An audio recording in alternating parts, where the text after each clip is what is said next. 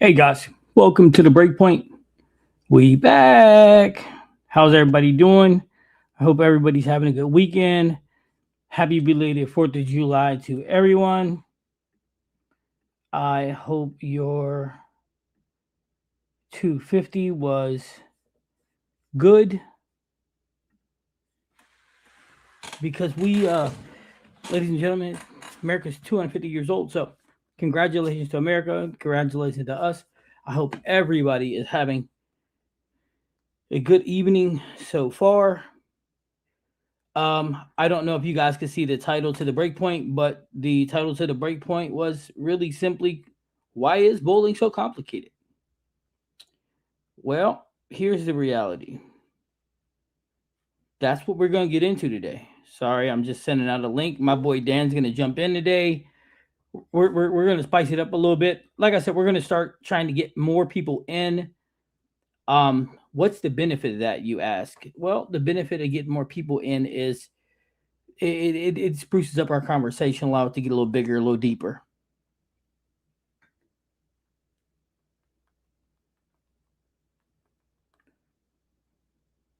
Sorry. All right. That's been sent. Okay, so now we have that information. We have that sent. Actually, let me turn my ringer back on since my son is not home. Okay, so today I did a lot of recording today. Um lots and lots and lots of recording.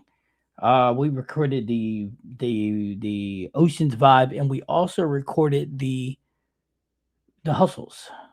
I had to re-record them because the audio was so bad, and I have not done a voiceover yet, so I didn't want to do it. So, with that being said, I was just waiting for people to get in. Okay, so the topic: why is bowling so complicated? What do you guys think? Why do you guys think bowling is so complicated? Anybody have any guesses to what I'm going to talk about? Anybody? Red, I see you. Keon, I see you. Everybody's in the chat. How we doing?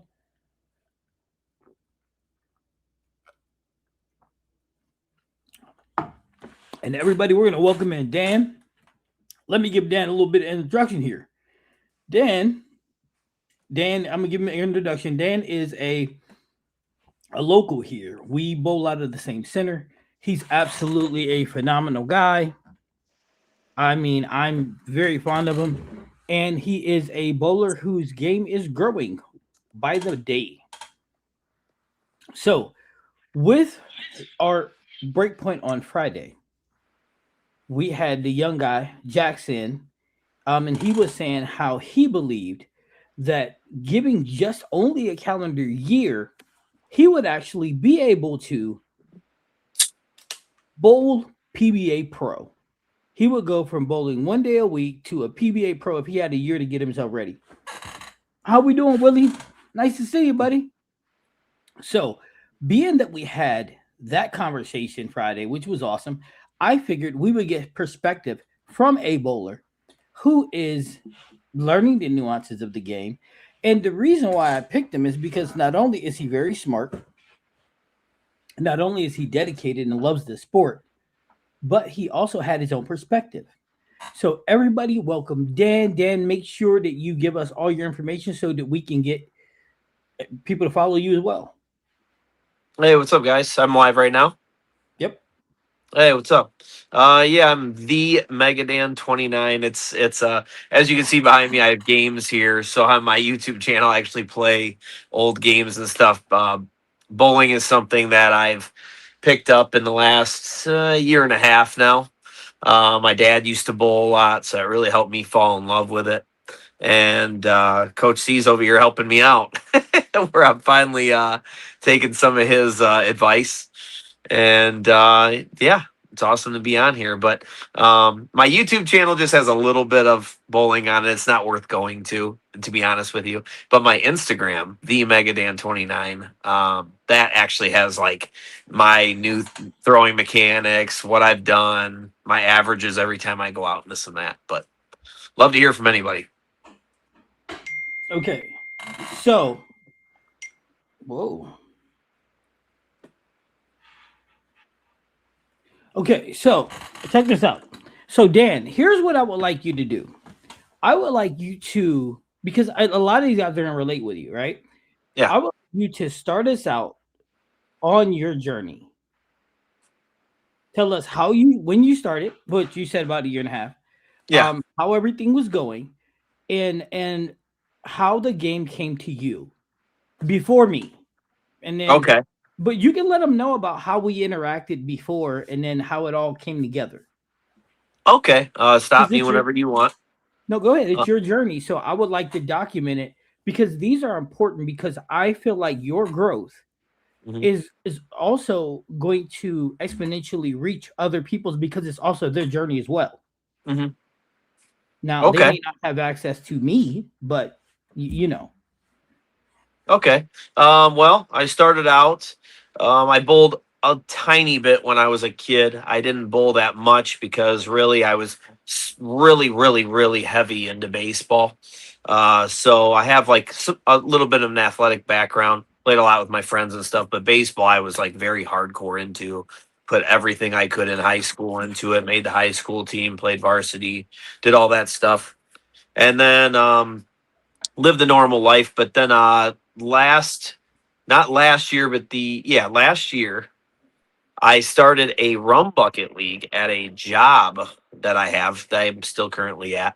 And they had asked me if I wanted to bowl, and it was something I always wanted to do. Just didn't really have money for bowling balls, didn't have money to pay to, with baseball, you just have a ball and a glove and a bat, and you can just play unlimited amounts, right? You can go practice with your friends, no big deal. Bowling, you have to pay for. So that was always tough for me. But now I'm in a situation where that's no problem. And I bowled in this rum bucket league, and I just fell in love with it. I just had so much fun bowling with everybody, and I was like, man, I kind of want to get a ball that does something, So I got a ball. It was just a Rhino. It's very weak, but at the time it was cool just to have something and have something that reacts, right? So that was not last November, but the November before that I got into that. And so from then on out, I got done with my rum bucket league, got that ball, and I said, you know what? I want to take this on like for real. Like, I'm not a big one that loves to be in the gym and stuff like that. I'm not a big gym guy, never have been. But I was like, I wanted some way to stay active. So I was like, bowling is like the perfect thing. So I went up to Kurt at Park Lanes, where Clarence bowls, and that was where I did the Rum Bucket League. And I said, "Do you have like a yearly pass or something like that?" And so he's like, "Matter of fact, we're coming out with one. Yeah, it'd be awesome." Because I was wondering if I could pay monthly or whatever. So it was a big commitment. I had to choose: am I going to be for real about this, or am I going to kind of halfway do this? And so when I'm into something, man, I'm all in. I'm all in, dude. So that's just the way I am. That's my mentality.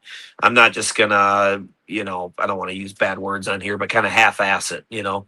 Um, so I made the choice to go ahead and get into it. And so I paid for the year, and then I started like experimenting with other bowling balls. I bowled with a young kid named Hunter. He was next to me one day bowling, and I seen that he seemed really good. And he was a lefty as well. I'm a lefty too. And I basically said, "Hey man, you want to start bowling together?" And so we would go out, and once in a while we'd bowl together. And I started to like kind of pick it up and understand what I'm doing, as though I thought. So I had a certain way of throwing, kind of chicken winged it. I learned to stay behind the ball. I learned how you have to roll it. I watched a ton of YouTube, Brad and Kyle, the house bowling, etc. Um, and learned how to make it move. Finally, I learned how to make it move, and I started to get a little bit better, picking up spares, just escalating my game. And so I didn't get into a serious league yet because I wasn't sure. I didn't want to get into something and just get my butt whooped if everybody was taking it super serious, where I was more concerned about myself at this point. And so I got into another rum bucket league, the same one the next year. And that whole year I was practicing. So I had gotten a lot better. And so I did that. And now I'm actually in one with my wife, where I was going to get into a real league, like an actually like challenging league, I guess you could call it.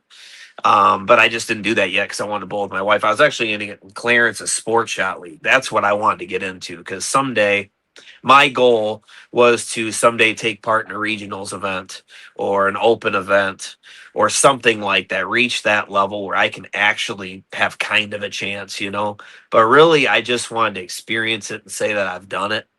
And because I just love it so much, I have so much fun bowling. So I bowl like probably 4 times a week, something like that. I bowl like 5 games every time I'm out, and I basically log my games every time. I put them on my Instagram. I put my average for the day up, and I kind of keep track of what my average would be. So I learned a lot about equipment. I tried to have every type of ball. I got them over here, but I only have a few of them here.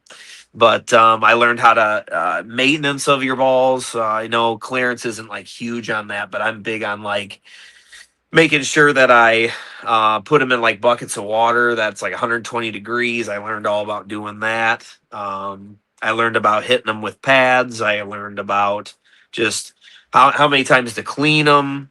Ball maintenance was a whole thing I tried to learn. I learned about stuff to put on my hands to keep it, with the right grip, with what I want. And I started to get really, really, really good at what I thought. I was averaging probably, I was like at like a 215 or a 210 on house. And so then I started talking to Clarence. And the first time Clarence came up to me, I guess I took it as kind of disrespect. Like I knew he meant well. I knew he meant well. I knew he was a good person. But like I was like, man, I'm kind of like doing my own thing here, and I kind of want him to leave me alone. So I wrote him a message, and he was super cool about it, which I felt really good about because the last thing I wanted to do is have somebody there that I didn't like or something. I'm a very peaceful guy, so I don't like to be that way. I'm very Christ driven, God fearing man, and so I try to do things the right way. And so after a while, I think Clarence seen like I was getting better, but he seen me. The best thing he said to me was, "Daniel, you're getting good at being bad. You're gonna reach a ceiling, and you're gonna have issues." And then I talked to Tyshawn as well, and Tyshawn was telling me more intricately what my problem is gonna be when I go to like regionals or something like that with rev rate. What's gonna happen? What do I got to get used to? And it really opened my eyes to where, something inside of me, which I mean, you guys, I hope it doesn't feel bad bringing up religion, but I felt like God was telling me, you need to, this is a gift and you need to listen to this because this is going to get you where you want to go. And so I went back to Clarence and I kind of told him, hey, I'm kind of ready to learn what you're wanting me to do, And so now it's going really good. Definitely not awesome yet, but like had a 202 average today, this morning. Have a lot of fun hanging out with Clarence and just trying to get better at the sport, but it's hard, man. So I listened to that podcast last week. That was tough to listen to. But so I understand where everybody was coming from, but I'm still such a rook. There's a lot of things I don't know. So I think it's interesting for Clarence to see where I'm at versus where he's at, and I ask him tons of questions. And it's interesting because he knows a lot more than me. So that's why I'm on here. Okay, so the first time I came to you, you were like, but you know me, I just, I'll give you the information. What you Yep. choose to do with it, it's like that Tom Cruise Mission Impossible. Here's the mission. If you choose to accept it, Yeah. But it will disintegrate. but it will disintegrate after a couple seconds. So the thing that caught Dan's attention, now Dan he was really good at what he do. However, the phrase "you can be great at being bad" is so true, right? So Yeah. the reality is you have to see it for yourself. You have to get ready, and to do that, to do that, there is steps in which your mind takes, the processes. For Dan, the wake up call was getting on his sports shot for the first time. Oh yeah. He got to see firsthand what happens when you think you're here And tell them about your experience with the I sports was just academy. about to say, if I can interrupt you there real quick, I kind of left that part out. So, kind of like halfway through my journey, guys, I had seen Clarence. Clarence was always so nice to me, dude. He was always like, "Yeah, we do sports shot. We're gonna go to this U.S. Open and stuff." And I was like, "Oh, cheering him on. Like, man, I hope Open you guys kick some championship. butt." Open Open championship. Sorry. championship. And and so I was like, I really want to try sport because all I ever heard when I was bowling with Hunter, I bowled with this kid named Caden, I bowled with this kid named Kai, all extremely talented. And so I even watched my buddy Caden Horton bowl for Judson University out at Cherry Bowl once, at Park Lanes once, at Don Carter's. And so I would watch all these college kids and stuff, and I just loved bowling. And I was like, man, I really want to see what my ball does on that. And I never got a chance to. So Clarence is like, well, I have a sports shot. You can try it. Come on out. And he was just really inviting, very nice. So I said, I need to go there. I need to try this. I need to see for myself. Because to me, kind of going back to what that kid was saying last week, I get where he's coming from. I really do on certain points because I felt like, and this is not to sound like bad to the sport, but I felt like all you're doing is throwing down a lane, though. Only so much can happen. You know what I mean? Like, I'm sure I understand sport shot's going to be tougher, right? But like, I just need to stand in a different spot and I need to have a different target. That's what I was thinking.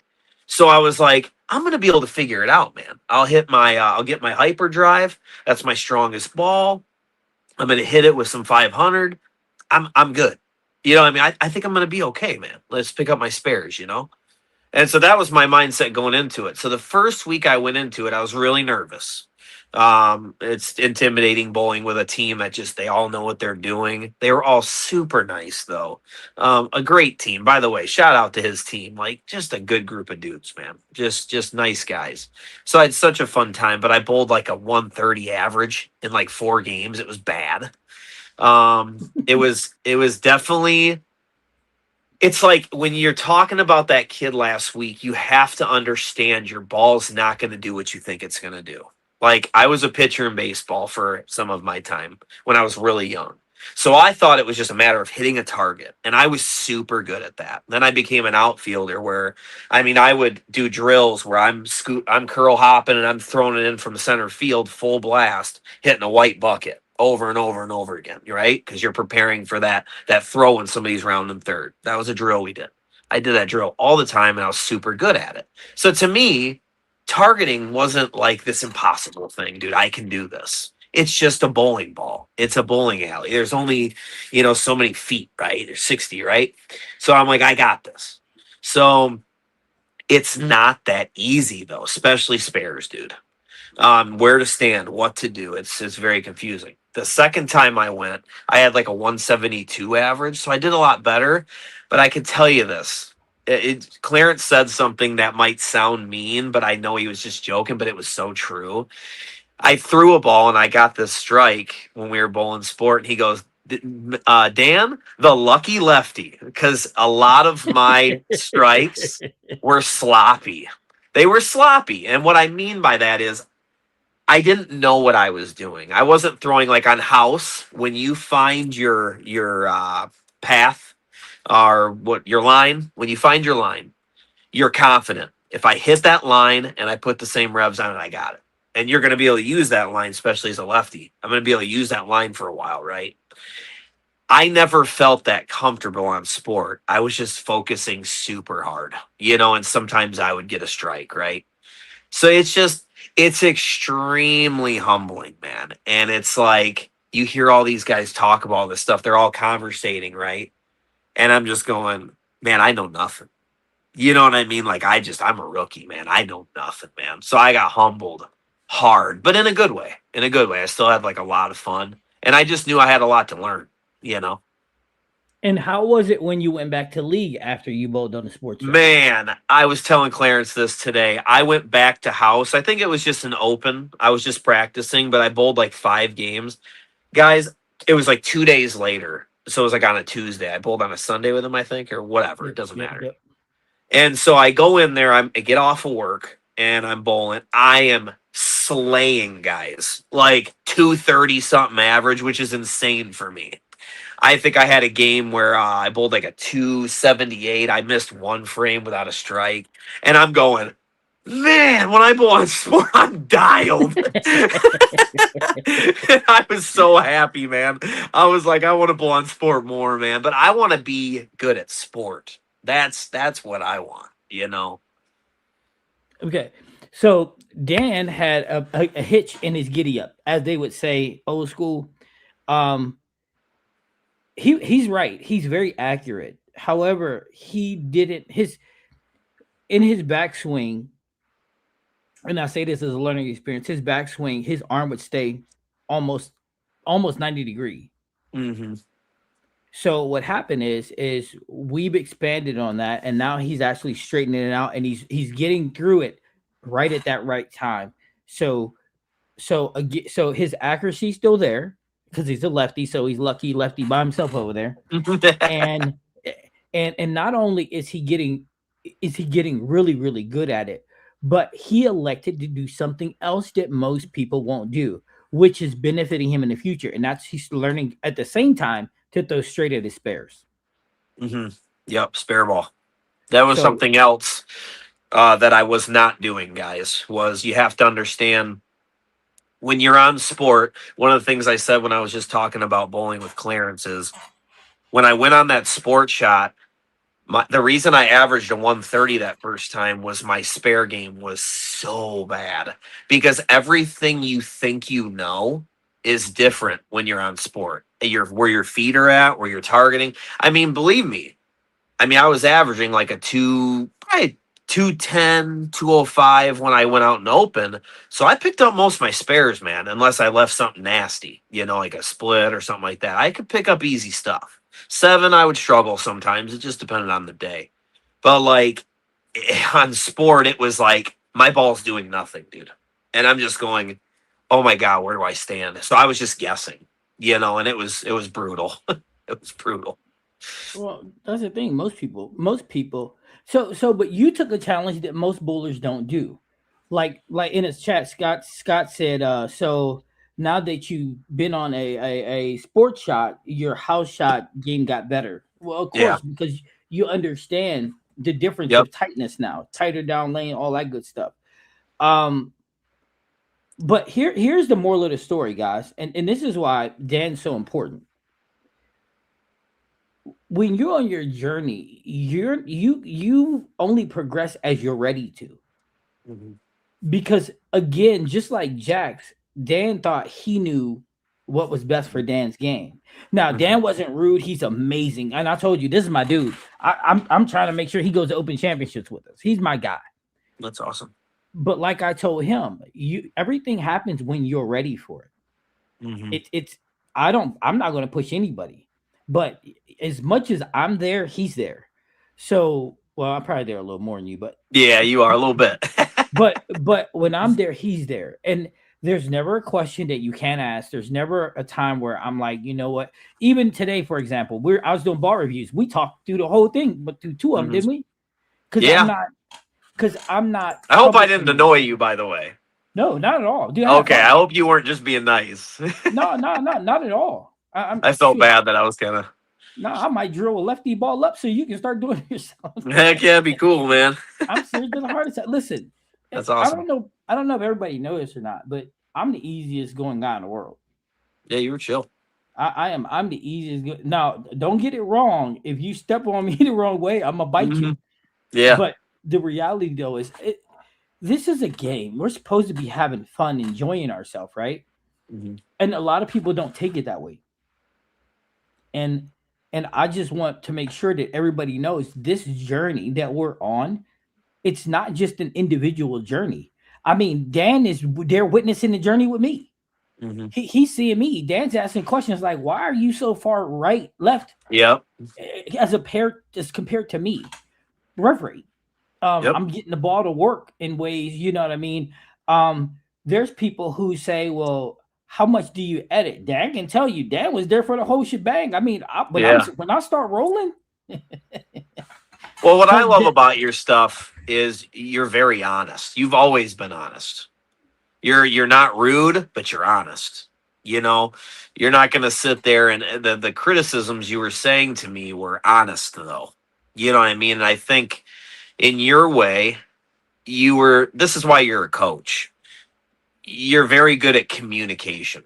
You know what I mean? I knew you were always coming from a good place. I knew that.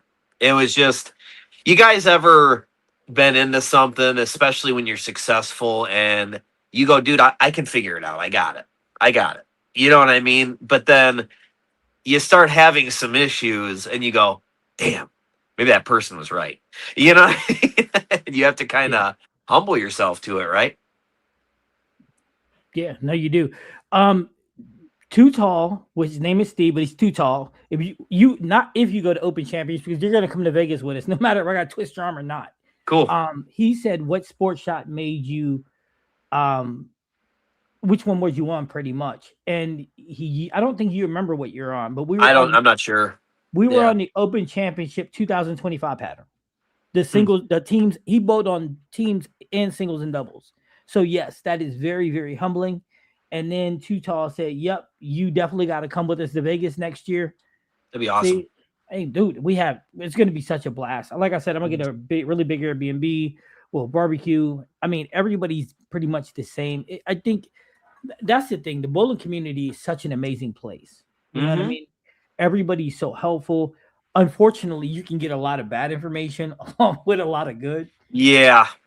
For people that I don't think necessarily mean to, but correct, they don't. You're so right with, like, especially stuff on YouTube. You said something when we were talking the other day that there's so much out there. That's scary that there's so much out there, because there's a lot of stuff that, man, it's not what you're saying. It's not true. Or even I start thinking like, I don't think that, you know what I mean? Like, I have my opinions about, I think I'm with you on this. Like, how much is the ball and how much is your fundamentals? Like, sometimes people complaining about a ball when it's like, it's probably you. You know what I mean? Well, the reality is people don't know the game so badly. They'll put everything on the way to the ball. Remember, I told you this, and I'll stick by this. The game is 70% mental. I agree. Physical. Yep. Okay. But like, you'll see a guy. This is an example of something we talked about today. Everybody, and this is important. So whether you're on a live or whether you're watching this later, I need you to listen to me. We were in a situation today where I was doing ball reviews. And what happened is the ball stopped hooking. Now, it wasn't because of anything that I did. It wasn't anything that the ball did. What happened is me and Dan took a stroll down Washout Lane. And what we seen was the oil carried down to about 55 feet, which means it left no window for the ball to work. So it brought a very, very great educational point for Dan. Dan said, okay, how do you counteract that? Because he's like, I think I see this all the time. Yeah, and I don't, not to cut you off, Clarence, but I don't like to make excuses either. So if I go out and bowl, I've bowled with a lot of people that go, man, this is garbage. They need to lay fresh down. This is ridiculous. And it's like, if you're a good bowler, I just feel like you should be able to figure it out. You know what I mean? Like, you know what I mean? Yeah, no. Well, sometimes you can, sometimes you don't. I mean, sometimes you do, but it's too late. You know what I'm saying? So for example of carry down in a game of carry down, unless you have experience or with somebody with experience, you won't know what carry down is. Yeah, you won't. And I can attest to that, because sometimes I would think, so the way that I word it, guys, is when this happens to me, which is a lot, I always say, man, my ball's like dead. Like, what's going on? Why is it just going straight? Like, what's going on? Remember, I don't have even close to the revs that he has. So I need my ball to do what it's supposed to do. Like, otherwise I'm screwed, man. So I would deal with that, and I'd ball change, and I'd be like, is my ball like what's going on, dude? And what I'm like, from going and looking today, it's like, okay, so it's pushed all that oil down and you're caught in it. And it's like a mud with a tire just going, you know, and it's just going straight because it can't get any traction, right? Yep. So I'm like, So then I asked you, what am I supposed to do? And you're like, you probably want to move right and hit a different line. And that makes Well, sense, man. well, for him being lefty, he want to go left. So, Left but and go a different line. right, Yes. but here's the best thing though. Um, I actually show. I didn't just tell him, Graham. I showed him Hmm. because we were already on the lane. So not only did I explain it to him so that he understood what it was, I took him down lane and showed him, and then we came back and I showed him the adjustment for it. I just track right, eyes and feet, track right together. And it was able to get me into a part of the lane that wasn't like that. Hmm. Um, so I mean, there's a lot of people attack in a lot of different ways, some better than others, but it's also understanding it. Now, there's also another situation where, and this is education a moment, where a bowler can bowl and the ball stops hooking. And that's if your ball is burning up. If it's hitting the dry too early, it'll actually burn up. And when it burns up, it's going to have the same reaction as carry down. The thing is understanding the two. If it's carry down, your ball is going to get down the lane and you'll see it get out of the hook phase and it just won't do anything. Hmm. Now, to see that it's burning up, you will actually watch your core. And this is important, guys. This is why I as a colorblind person, I like to see the core kick. So if the lanes is burned up, what happens is you will actually see your ball get into it'll go skid hook and into the roll phase early. You'll see it Early. at 20 feet, 30 feet, Then what 15 do you feet. do? Sometimes you better move. For you, it would be move right to get yourself into more oil. For a Okay. right-hander, it's moving left to get into more oil. And then on top of that, sometimes just tightening your line up. You know what I mean? Getting your line more in. So sometimes you can move your eyes in because what's happening is the oil up front is dissipated.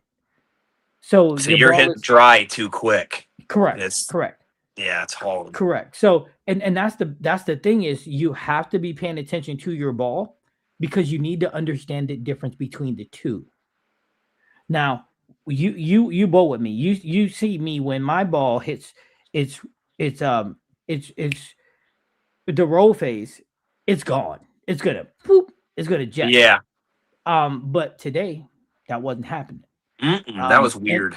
no, it's just carry down. It's just carry down. Yeah. But Seeing with your the ball do that is rare. Like, yeah, but with the new oil, it happens more yeah. often than you don't. You know what I mean? Right. But that's the thing. That's the journey that we're on, and that's why I asked Dan to come on to let you guys understand. Like for example, when Dan first pulled out his spare ball, he looked at me, and I don't know what I was doing. Was I filming something at the time? I Maybe. don't know. And he looked at me. He was like, "Do you have something that works for spares?" Yeah. Like where to stand. I said, where Yeah, should I stand? Because when I stood in my normal spot, I was gutters on for yeah, 7 and 10. yeah, Gutters, man. Hardcore. So now I have to stand so much more middle. You know what I mean? And then throw yeah. up certain arrows, right? It's just an angle, but Yep. it allows you to use more of the lanes altogether, which helps you out very very good in percentage wise. Sure. Um, but when I told him, I don't just tell you, I'll walk you through it because I want Mhm. you to understand. That's part of communicating, right? That's part of being a great coach. Is I want to tell you in a way that you understand, so you don't have any doubts. So because here's the deal, a lot of people have anxiety, and me and Dan talked about this today. Yeah. When you're bowling league, you can tell who's confident and who isn't. You can tell who's confident and who isn't by the leaves that they leave. If they throw a shot and it's in a pocket and they leave a 10 pin, or if they left, they leave a 7 pin, and you see them start, oh man, you know that that they got anxiety because they feel like they can't pick up that spare. Hmm. That's the reality. You know what I'm saying? Um, and I get it. But when you have a system in place where you don't even have to think about it, it makes such a big difference. And when Sure. Dan tried the system, he was like, okay. And then he started using it and it works. As long as you hit what you're looking at, you're good. Or within a 3 board, one on each side, you're good. Yeah. No, you're correct. Let's see what Graham said. spare system is so important. Oh, it is. Oh, Graham, the spare system is super important. Spare It's super system. What important. does he mean? A system in place to where you have like for your seven I have pin. a spot for every situation. Correct. Yes, Gotcha. that's a system. Okay. And Graham, here's why it's so important. Because a spare system is the same as like a pre-shot routine. It's something that you can count on, something that you understand. You don't guess. You don't have to shuffle your feet. It's hey, here we go. I've got to line up. I got to play this spot. There it is. There I go, and I get it.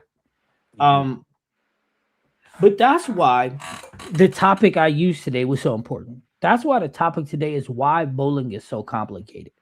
Bowling's so complicated because you're playing against a per a beast that you can't see. Yeah. Okay. And there's so many bowling balls. So many bowling balls. So many. Like for example, and I'm going to use this. And Dan, you can correct me if you don't feel the same. And Okay. that's okay if you don't. There is every look, YouTube channels is like Motown in Detroit back in the 80s and 70s, where every corner you had somebody singing on the corner trying to be the new whatever it is. That's how YouTube and the Instagram and TikTok bowling world is right now. Everywhere you go, you see this person and that person, and everybody has this opinion. But here's the one thing that you don't have: you have very few channels trying to help you be better. Yeah. The thing that I find frustrating on YouTube, I was telling you this today, is if you guys ever watch ball reviews, obviously I'm sure we all do, and they act like everything is so great all the time. Every ball is just the best thing ever. It'd be like, I like games, right?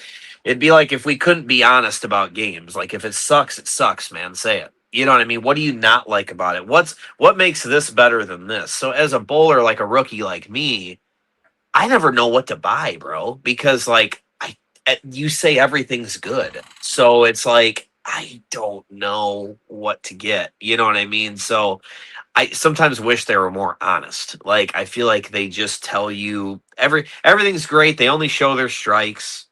They're striking every time they throw it. Does that make sense? Like it's frustrating to watch. Well, So well, I don't here, watch it much anymore. well, here's the reality though. This is the part that a lot of guys don't think about. This is a lot of things that people don't think about, and that's why people always come to me, and I get so many messages like, "Dude, thank you." Mhm. When you see the pros do a ball review, they're on staff. Mhm. It's their job to sell the bowling ball. Right. Let's be honest here. I'm going to expand on this, and if people don't like it, I don't care because I'm the most honest. I'm most honest catch you're going to get. When you watch the hype, Charles, he's on staff with Bowler Smart. His job is nevertheless sell them. They're giving it to him for free. He's selling bowling balls. That's what he does. Is he great at what he does? Absolutely. I watch the hype. I'm a fan. You got Luke, get some for free. It's the same thing. You got creating a difference. He I don't know if he gets them by him, whatever, but I know he gets them early. He's such an amazing guy and brings so much to the sport that I don't care what he do. He's just Mhm. Strickland is just awesome sauce. Okay. But then you have Brad and Kyle on staff. Then you have Mikey Tang. Now he's an interesting guy because he's not on staff. However, Mikey Tang also owns a pro shop in his bowling lane. So but again, he only does Storm stuff. So I'm taking it he's on staff with Storm. You Sure. see what I'm saying? So they have a dog that's invested into the race. And Mhm. I say this and I'll stick by it. I don't have a dog in no race. I'm not on staff with nobody but Bullify, okay? And the reality is I ain't trying to sell you nothing. I'm giving you the best opportunity to see it, not being thrown by somebody who's throwing 35 strikes. And look, I don't hide what I do. Today, this is a fact. And this man was there standing there, and what he said made me laugh. I threw a gutter ball. The ball got away from me. Seriously. Listen, today, during the middle of a ball review, the ball got away from me. Yeah. And Dan looked at me, start laughing, and said, "You better edit that one out." And I said, "Edit it out? Are you Yeah. kidding?" I said, "Are you kidding me right now?" I said, "No, I'm not. It got away from me. I'm not taking that out." And then I went up and threw this and got the spare, and he Mhm. was like, "Okay." I'm like, "Nah, no, I'm not gonna take that out. I did it. I earned it. I worked hard to get that cutter ball, man."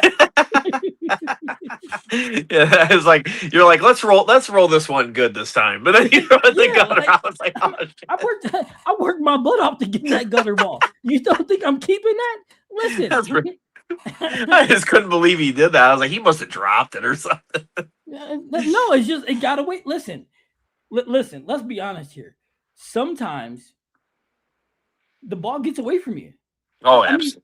I Look at me. mean, hey, if EJ Tackett can throw a gutter ball, so can I. Okay, I ain't gonna feel bad, but hey, you know what I know for a fact? The ball was coming back. Okay. Yeah, no, for real. Hey, you know what you got to do? You got to do that one board challenge, Clarence. It's already in my stuff. I already did it before. Is it really? Yeah, I did the one board challenge right-handed, and then I did it between my legs. Oh my God, you would do that. I did. I did. He said, That's I was awesome. just about to say that. I'm serious. Mikey will never say anything negative about Storm. The worst. So Dan says something that's really interesting today. And like I said, today he was with me for the ball review. So we had some great conversations. He said, the only thing that he takes from the pros is what's in their bag. Yeah, because I watch their qualifying stuff. I love watching that stuff. And I actually see like, well, if they're throwing with it at like the Open, then or at regionals or something, then I know they really like it. You know what I mean? Like, oh, they reviewed the concept. Okay, concept must not be bad because Brad's throwing it. You know what I mean? But Yeah. if it's not in their bag, you didn't like that ball. You know what I mean? But it's pretty cool. Try to full screen this. He said Virtual Bowling Supply is one of the most honest reviewers that actually have a category trash and will actually put a ball into that tier.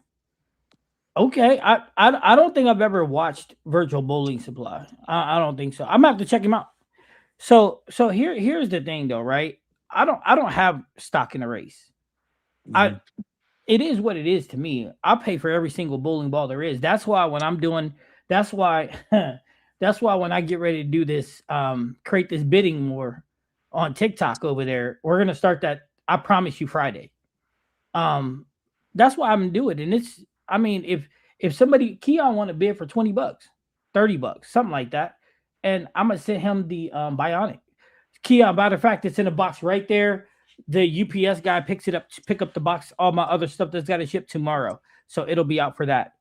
As of tomorrow, it'll be out. But yeah, so I'm gonna take a big loss on that. But the question is, do I care? No. Like I said, I got like 181 balls sitting in my house. I mean, I got to do something. and here's the worst part. You ready? The fall's coming up, so it's about to be a lot more.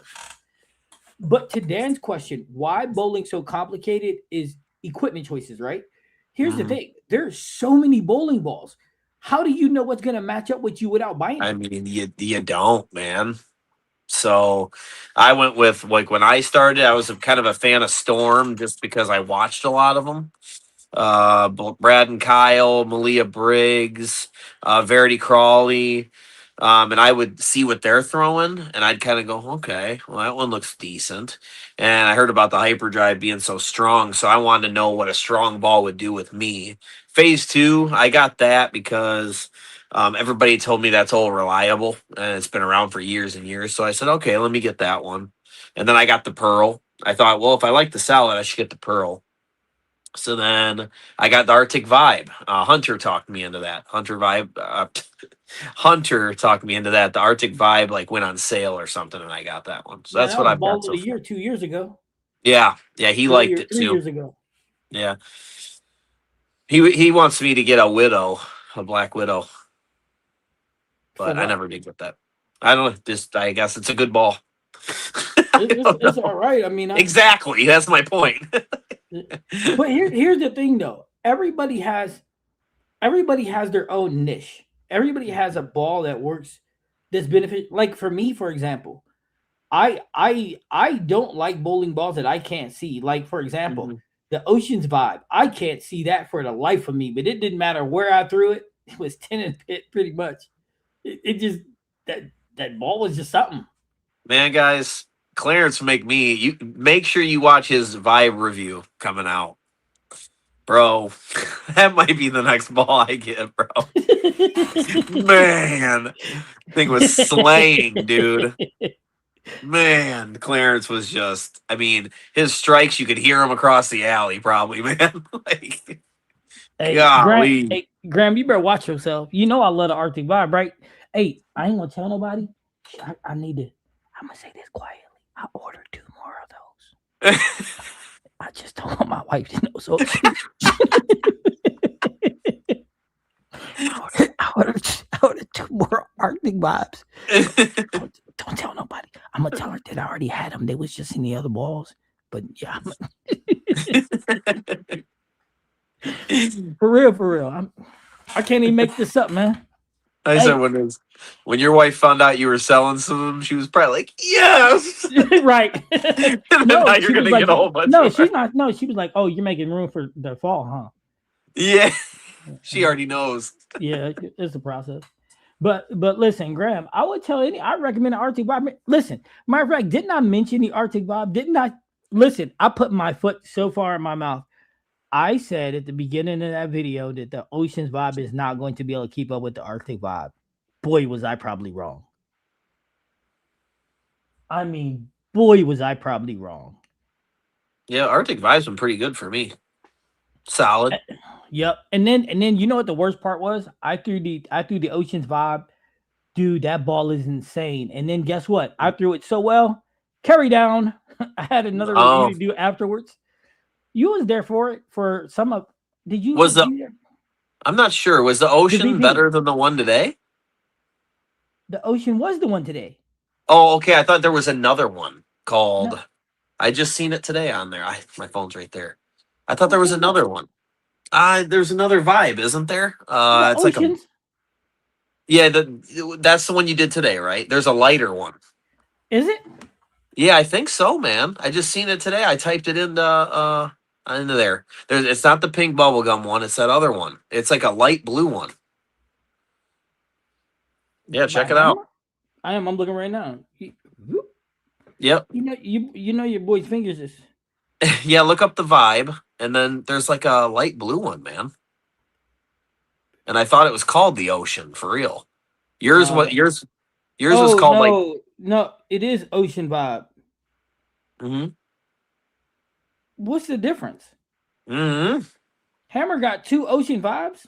What's it? Yeah, because there's a light one, and you were throwing with that darker one today. Oh no, this is the Deep Ocean. Yep, you had the Deep Ocean. That other one's just an ocean, isn't it? Yeah, today's the Deep Ocean. I guess this is the one where Leonardo DiCaprio died trying to, his girl was rocking it. the pearl, the blue pearl. That what this is. That what. Listen, I'm gonna tell y'all, this ball is insane though. I mean, I have to give credit where it's due. Looks so good. Hey, Graham, you know you want another Arctic Vibe. Tell the truth. Come on, Graham. Stop playing. But listen, that's why the game is so complicated, because 2 people normally don't see it the same way. You know what I'm saying? Or they be like, well, what works for you don't work for me because, for example, he's like, well, my rev rate, your rev rate, they're not even close to the same. So what you're going to do isn't going to benefit me. That's just not true. I mean, I think my rev rate left-handed is higher than his anyway. It probably is. But you throw it far better than I do left-handed, though. Venom Shock, man. You kill with that, too, bro. Oh, yeah. You like that Transformer, too, don't you? Yeah. But Clarence throws that Venom Shock like just a freak. You know what? I'll tell you what. Hey. This is what we're going to do. You ready? This is what we're going to do. If you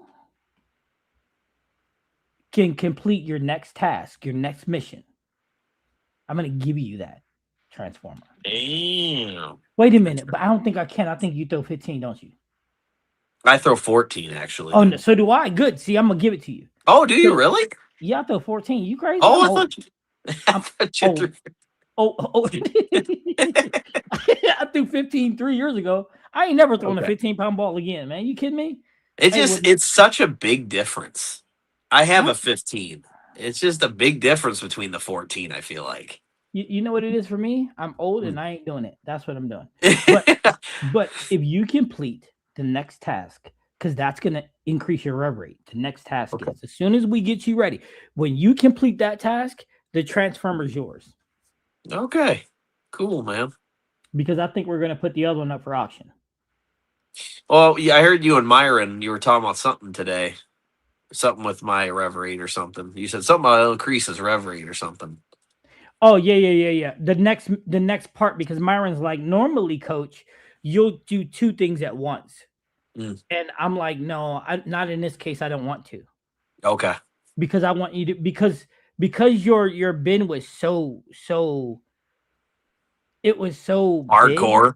Yeah, Yeah. that I want you to get comfortable. I want that comfortability with you Yeah, I being want this to straighter feel arms. normal. Yeah, Yeah. I want it to get normal, and that takes reps. And once we do that, Yep. then we'll get you to get through the ball, and then your rev rate will jump into the 350, 360s. But the Damn. question before we do that is, you're going to have to ask yourself, is that what you want? Yeah. Are you sure? I want it to move, man. Yeah. Hey, listen, have you ever watched Jurassic Park? Yeah. Jeff Goldblum, you always wonder. He said in that movie, and it's the greatest line ever in any movie. They always took the time to wonder if they could. They never took the time to wonder if they should. Okay. Yeah. Hey, I because mean, listen, you're the coach. What do you think? You think I should keep it the way it is and don't it, get too it crazy? listen, it's up to the person, but I'm telling you this. I wish there would have been a bumper sticker that told me that, okay? Because sometimes you gotta. It's hard to control. Oh hell, dude. I mean, listen, you see where I'm standing in the other gutter sometimes. Yeah. You do too. It's not Yeah. even guys. It's not even an exaggeration. I'll be like, "You're all the way, man. You're like on somebody else's lane." So that's why I said the game is complicated, because if you're gonna get your game up to that level, it's I'm telling you, listen. More often than not, I'm in somebody else's lane. I mean, Yeah. I mean, Yeah. I it's mean, what. man, if you get into that house league, I know you were talking about trying to get your average up. Man, you've been killing though, bro. Like you're gonna be just fine. No, I'm not. Why do you No, think that? Because during your reviews, you're just, dude, you're slaying. listen. You were all That new dancing. You were fucking going crazy. that listen. So here's I'm gonna be 100% transparent. I don't like bowling league. Mhm. I let me explain. I love hanging out with Drew, and now we got Myron on our team, and Tayshawn and Jordy and Doug.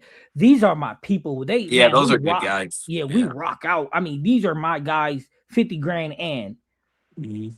but we have so much fun. The bowling for me becomes secondary. Sure. Do you know another thing about league that sucks for me? Hmm. To the right, I got this guy kicking ball returns. Over here, I got this guy is the best guy since Wonder Bread. And there's so many of these guys that are so damn good that they're like jacks. I could and listen, oh my goodness, you can hear them say it out loud. I could be in a PBA if I wanted to. Really? Well, we're gonna be on a sports shot on Sunday. I don't want to hear no good bowlers that ain't bowling that stuff. What do you think the pros are on? Right. Oh, you think, Nancy? You think the pros are on a house shot? I don't think so. Man, Clarence, that's something that ever since I started bowling, I have talked to so many people and I ask them, like, I was, remember when I was getting in those no tap tournaments? Yep. So I would get in those no tap tournaments. We were having fun, and I'd always meet somebody there, and I'd get to talking to them, and they were just doing awesome, man. I mean, they were kicking some butt, and I'd just be like, "Hey, man, why don't you ever try sport?" And they'd always tell me, "Yeah, I don't know. I just don't feel like trying that. I don't know. Sport sucks, man." And I'm just like, but when you've kind of mastered this to a certain degree, once you go to hard mode, we talked about this. It's like in Madden. Once you go to all Madden and try it, why are you keeping it on pro, man? You know what I mean? Look, I'm going to tell you this, and this is something. that I'm gonna say. I'm gonna tell you this, but let me get a couple. Let me get a couple of these chats out the way real quick. Yep. Too Tall said I'm finding that my game improves balls I used to don't love work the same for me anymore. That's true. As you get better, you're able to make balls better. Yep. Your Um, fundamentals. Talking Yeah. about straighter angles, Allwell's Yep. really like pin down Arctic Vibe. Hey, straighter angles for me too, man. Dan was asking me about the pin down balls today. What's up, fam? Just got done fixing my car. Okay, well, I'm glad the car is working good. Yep, Deep Ocean Vibe. Larry is in the building. Mr. Tripp, he always with us. LOL, you know I like the bubblegum vibe one best. I can't stand that bubblegum vibe. And it stinks too. Don't leave it in your car. Isn't that a weak ball?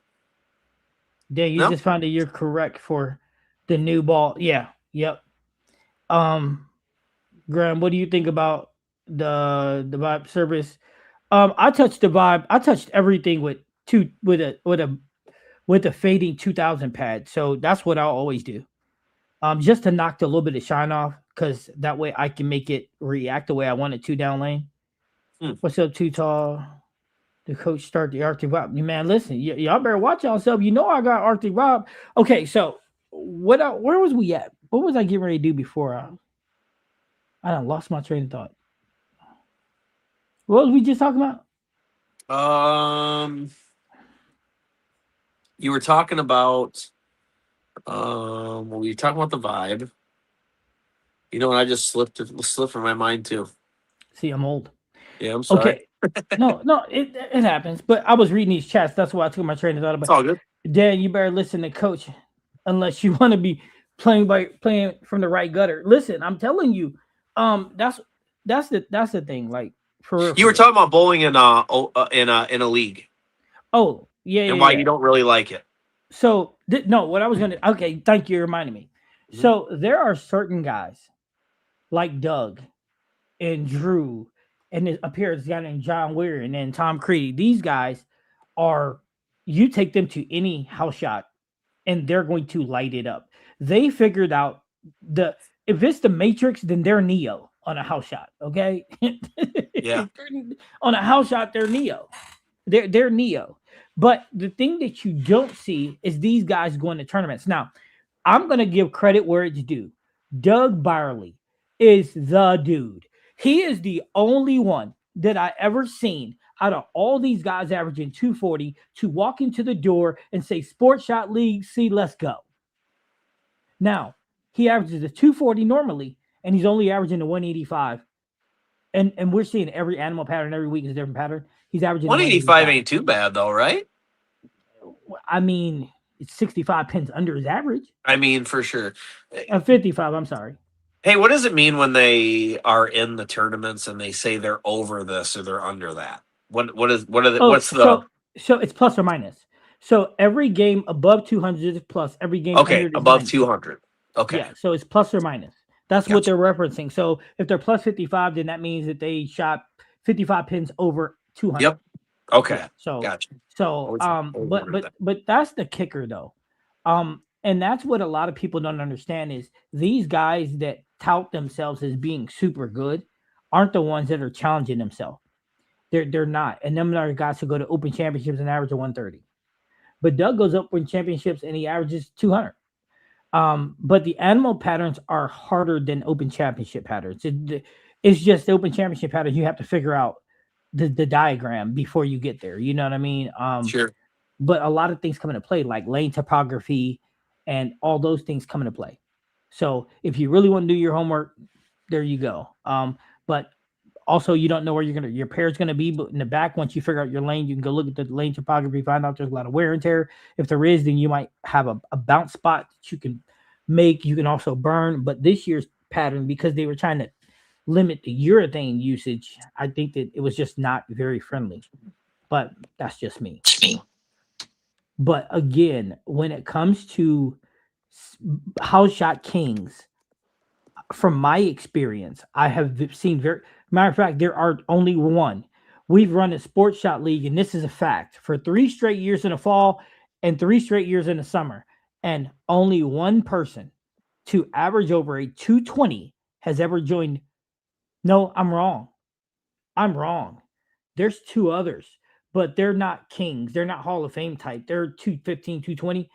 But I'm saying over that in the 230, there's none. Only Doug is the only one, and this is his first summer doing it. But I think he'll keep doing it because he Why, wants to. Clarence? Why do you think that is?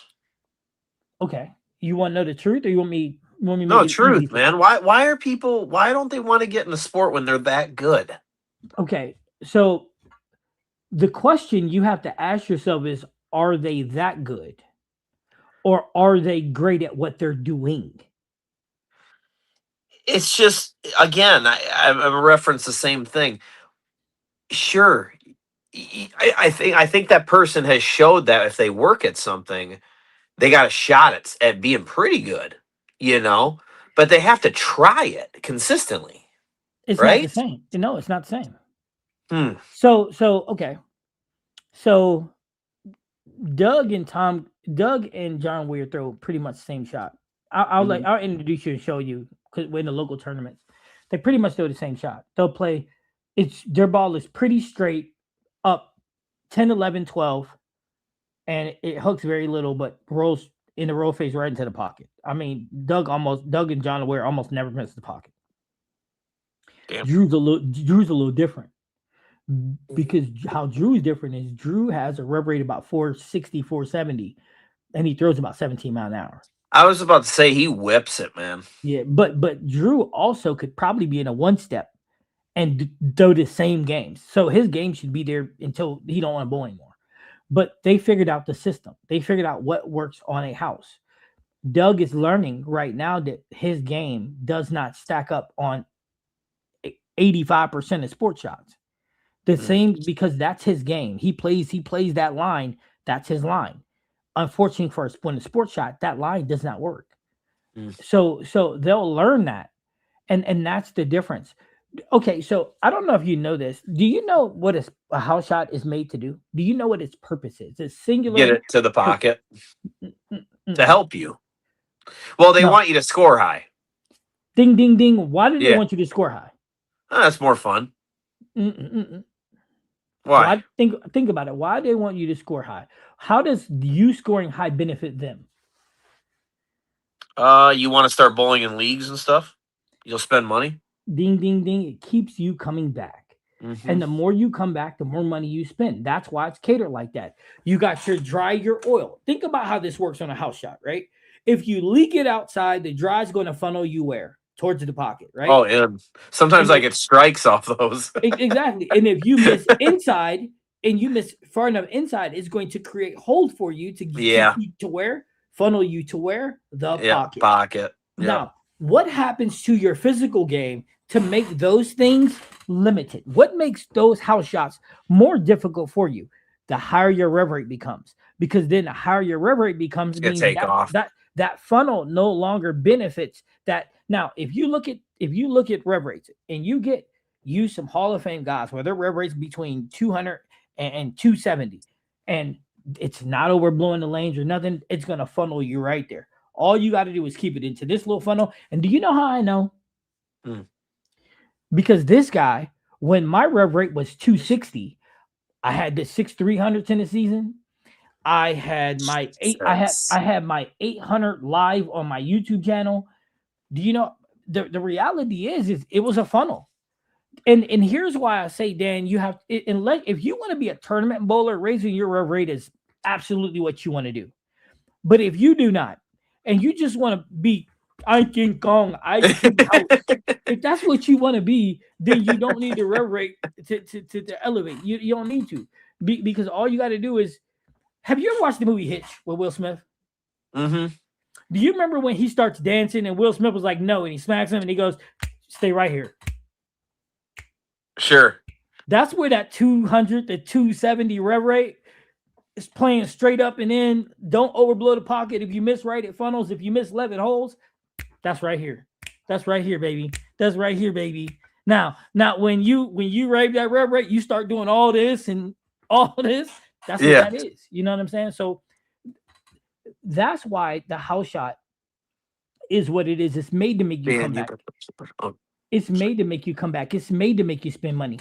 Yeah, Dan, you better listen to Coach. We're going on these. Yeah, I was just reading it's that. Actually polished. Hit it with 1,000 pad. Well, 1,000 pad is much for me. Now, if I'll hit it with 1,000 pad if it's a worn 1,000 pad. Larry, good work on your car repairs. I'm glad you finished major service in my driveway.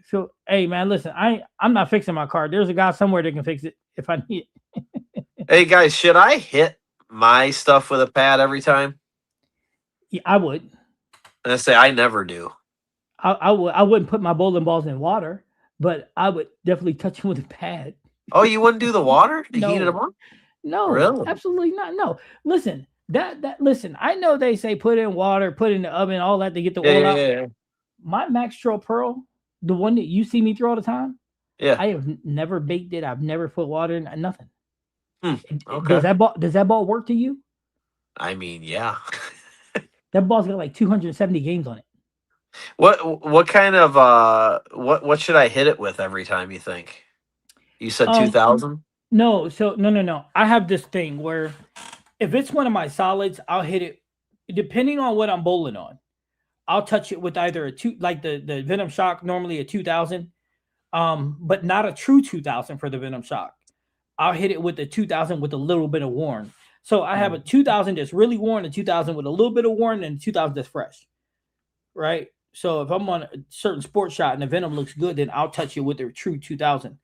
But like the balls today, all those balls you see me hit it with a worn, where I just knocked that shiny off. You know what I'm saying? You Mm-hmm. see me throw a ball today with shine on it, and it just off the end of the pattern it shot. Remember, and Mm-hmm. then I touched it, knocked that little bit of shine off, and then it nice and gradually rolled me to where I wanted to go. So the reason why I do that is because number one, out of box finish, it's really hard to recreate 90% of the time. Mm. So so being that it's hard to recreate, it makes no sense for me to start with it that way because if I can't get it back that way, right? So and the Okay. second reason is because I don't want to throw anything that's polished. No, never. Unless I polish it, I don't want to. And if I do take it up to say 1,500 or 2,000 and put polish on it, I'll polish it and then you'll see me and this is stupid. And then you'll see me take a 5,000 pad and really lightly take it. It really lightly touch it just so I can take that extra shine off because it'll jerk and I don't want it to do that. It creates over under. I want it to blend just a hair. Hmm. So Okay.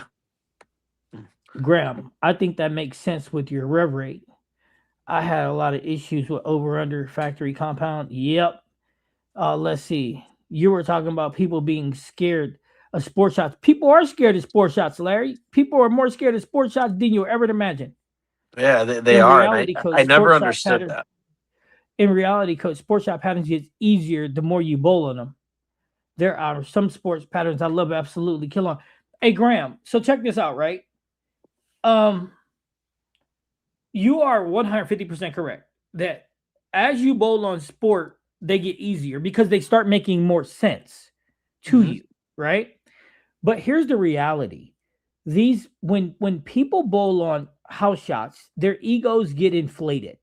And when they first get on a sports shot, it's a disaster. And their delicate ego is trampled upon, and then they're not up for the challenge anymore.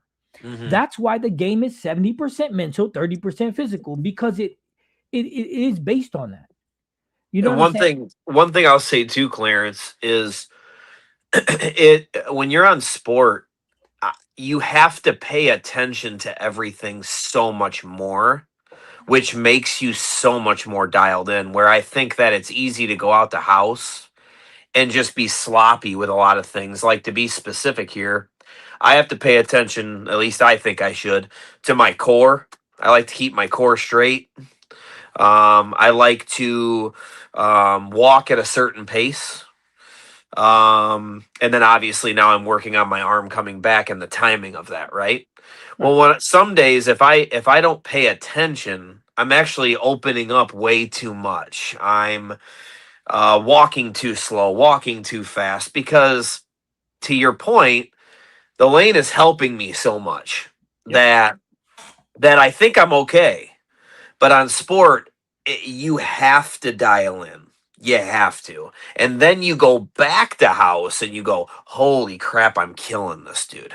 Well, Because you're so much more dialed, but you know? the problem is, and Paul hit this right on the head. Paul says a lot of league bowlers don't want to not be on top. It is Mhm. psychological, in my opinion. That Paul, you're hitting it right on Yeah. the head. But Yeah. here's also the thing that most people are not understanding. A lot of guys that are on top in house shots get away with a lot. A Yeah. lot. So Graham can testify to this because he's on a sports shot just as much as me, or he was before he went on the road. On a house shot, you can get away with a lot of bad. You can be very good at being bad and be really good on a house shot. I'm a perfect example of that. Yeah. On a sports shot, if you got flaws, it's going to show you absolutely every bit of it. Mhm. It's if you are not accurate, it's going to show you. Oh Mhm. Lord, it's going to show you. If you are, if your approach is not together and you're fast and slow and all those things, it's going to show you. It Mhm. does not have a level of forgiveness. It does not say it's going to send you quietly into that good night, man. It'll have you grabbing your butt, running for cover because you just know. I mean, we were bowling with your buddies, your team, and I mean, there was Logan was consistently throwing gutter balls because he was almost too like amped up. You know what I mean? Because he was sloppy. As soon as he dialed in, then he was killing. You know what I mean? But I mean, you don't see people go out to open very much and just throw a bunch of gutters. You know what I mean? Because it's pushing it back. You know Hey, what I hey, mean? hey, watch it, okay? Watch Except for today. Hey, watch it. Watch it now. Watch it. That was hilarious, man. Hey, listen, if you guys would have seen his face, it was priceless. I was like, Yeah, he was. Listen, if that would have been on camera, that would have been like 1 million views. Because I threw it, I turned around, he was like, you're probably gonna hear me yeah. laughing in the Hey, video. and he was like, you definitely gotta cut that out. And I started laughing. I'm like, no, I'm not. Are you kidding me? I earned this. I worked hard to get this gutter ball, man. And he was like, you worked hard? Yeah, I did. I worked. Yo, hold on a second. What's wrong with my TV? Well, but yeah, guys, what do we got here? I wish I could see the chat, but I cannot.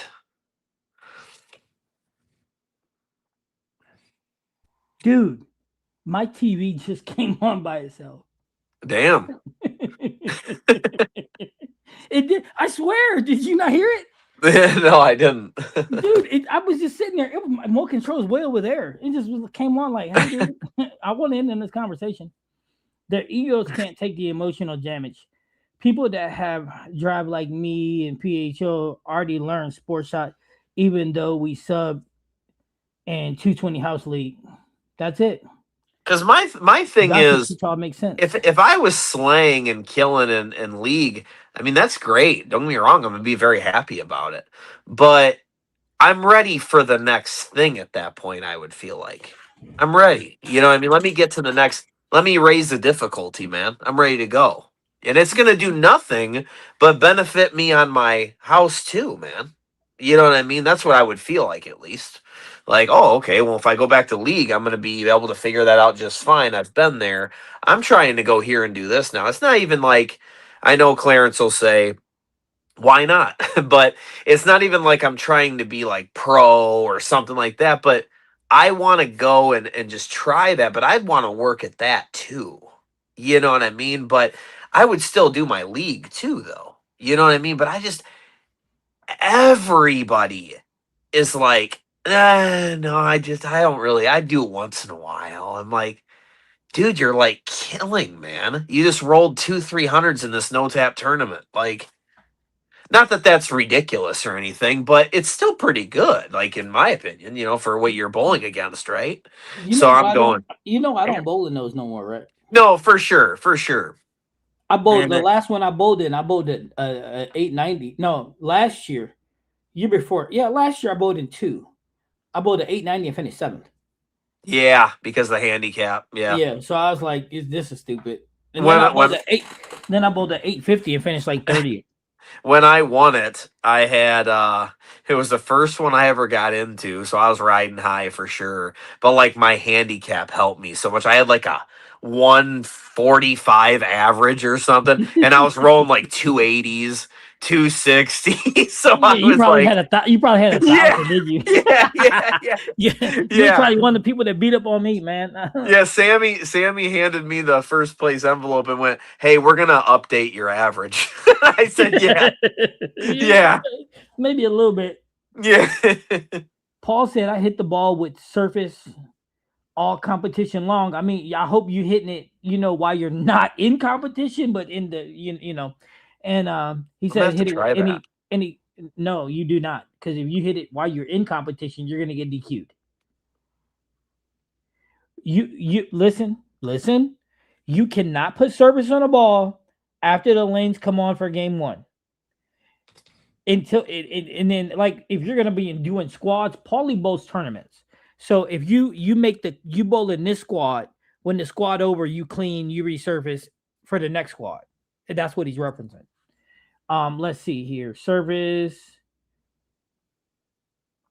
will be low on balls I use in fresh, or higher for balls and higher volume bowling balls. Yep, that makes sense. Let's see, Larry. I believe some people are comfortable in house, but in order to better your game, to do different types of shots and everything, I don't think that's true, Larry. I don't think that that's true whatsoever. What do you mean? I don't think it's about comfortable. He said it's the bowlers are comfortable. That's why they're comfortable with the house shot. Oh, That's why they do it. I don't think that's the case. I don't. I think that the game has. I think that bowling ball. I'm sorry, not bowling alleys are in it to make money, and how they do that is by boosting your ego. That's like you telling the ugly girl, because she's giving you a little bit of love. You're telling her that she's hot. She's not hot. You know she's not hot, but yet you're telling her, girl, you got it going on. It's true. Girl, you fine. But you lying, but you getting what you want. So that's the reality. That's like you being a 300-pound man and your girl like, look, you sexy. And you be like, yeah. She'd be like, can I get this purse? yeah. So the bowling alley, like, yo, Buttering you up. Hey, you good. Now, can I get that $50 a night, please? That $20 for league, and then that $30 you get for food and drinks. Yeah, can I get that a night, please? and if they really nice to you and they rub your stomach, then you might bowl 2 or 3 days a week. That's the reality. Yeah. But listen, they're allowed to make their money. So yeah, they make it easy for you. You know what I'm saying? They do. You better call the Ghostbusters. That's funny. Red, don't do that to me. Red, don't listen. It just came on out of nowhere. I'm looking up like, wait, what? I'm looking like one of my kids can turn my TV on. Nope. So that's facts, Paul. For a sports shot, one of the best things one can do is get their spare game top level. Well, yeah, because that's why I told Dan, like, you can't be hooking that stuff on the sports shot, man. I went from a 132 to a 172 just because I was picking up some spares. Yeah. But listen, and this is where if you're learning how to shoot spares and you're using a straight ball to do it, I'm telling you, throw straight at everything except. There's exception to the rule. There's exception to the rule. Oh, we gonna get that groove on, baby. So listen, the only spares that I do not throw my spare ball at is the double stacks. So the 2-8 and then the 3-9. I don't throw my spare ball at those ever. I'll hook at those. Nope. I'm lying to you. I will hook at the 2-8. I'll throw straight at the 3-6. 3-9, sorry. I'll throw straight at 3-9. Because I just gotta I put it inside my mark so it clips both. But the 2-8, I'll hook at it. Now, whether or not you choose to do yours that way is up to you. Dan, the reality is you are a minority in a house league. Really? But you're in good company. But you're in good company on Bad Bad Bowling. That's how we connected up. with PHO and started bowling on Sport Patterns. No, actually, he's not wrong. We're in a sport league, we're a house league, we're all minorities. We are. I mean, we're just part of the wheel, the cogwheel, right? Mhm. But here's what a house league can do for you. If you go to league on Wednesday nights with us, Mhm. you pick out some schlemiel and you be like, all right, I'm whooping you tonight. That competition factor builds you. But when you do that, just don't pick me. And if you do pick me, you better not tell me about it, okay? Yeah. Don't pick me. You have me throwing gutter balls. No, I'm just kidding. But no, that's what you can do. That, believe it or not, that's what I used to do. I used to be like, hey, Kevin, and I'm not going to say the word, but I'd be like, and listen, I got to the point, I was so cocky, I'd be like, any, meeny, mighty, mother, what are you doing? I'm trying to figure out which one of y'all going to be my hoe. I would too. I tell him like, I'd be like, look, I'm gonna bowl up here today. Look, I'd be anchor and I'm gonna move up, and they'd be like, "Why are you moving up?" Like, you gonna be my girl. I'm gonna beat on you tonight. That's how it used to be, and then it just got to the point where it's like, Clarence, how many years you been bowling, man? 5 years. Cool. 5 years in May. Nice. But I'm like you. I take things to another level. When I decide to do something, I'm all in. I mean, I'm all in. Yeah. Like man, I paid like 27 grand a Kegel to go down there and learn to be a coach. That's what you were saying. That's really cool, man. That's awesome. You know, fortunately, my wife was supportive. She went with me down to Lake Wells all the times I've been there. That's where I went. I also paid them to go down there and learn how to drill. That's really cool. Nice. Yeah, so you have like a certification or something? Yeah, I'm Pro Shop certified. Nice, man. There's no part I can't do. Drill, layout. And here's the best part. Like, I know to you guys, I'm Coach C. But to me, Coach Rick Weiss is Coach Rick. You know what I mean? So he retired from Kegel. He's in Oklahoma now. I can text him or call him anytime. Be like, yo, blah, blah, blah. And run it, bounce it off him, which I do. And he's never like, I'm busy. He's never like, dude, that's blah, blah, blah. No, he's just like me. We're just this guys, listen. Dan sent me a video. I did not share it because I don't need to. I don't need to share when people thank me for stuff because I get a lot of them. But he said something in it that resonated with me to a point where this is my calling. If it's not coaching, I would be teaching in another way. This is my calling. Only thing a great coach is somebody who not only has the information, but he has the ability to talk to you in a way to make you understand it. This is my blessing. This is. Yeah, it is. And I don't. And here's the catch, right? And the caveat. I know a lot of people is money driven. I get it. And here's the reality. This is an honest moment. My wife is like, yo, you're probably one of the best coaches there is out there. You don't charge anybody. You dedicate your time, your effort. And I'm like, because that's not what it's about. I'm trying to create a legacy. You know what I'm saying? When I fall, which could be tomorrow or 30 years from now, I want people to be like, he did it his way. He just seen the best in people. And he took his time to make sure I was good. But you know, like my kids, when they have problems, they come to me not just about bowling. They come to me about life. That's making an impression on someone for the rest of their life. You know what I'm saying? I want them to be like, hey, coach taught me this. The value he gave me was not just bowling. You know what I'm saying? That's me. You know what I'm saying? I don't need to be money driven. I got a job. I got those things. And I don't even talk about, like, you asked me today, like, are you monetized on YouTube? Yeah, but I don't talk about none of that stuff. I don't talk about anything.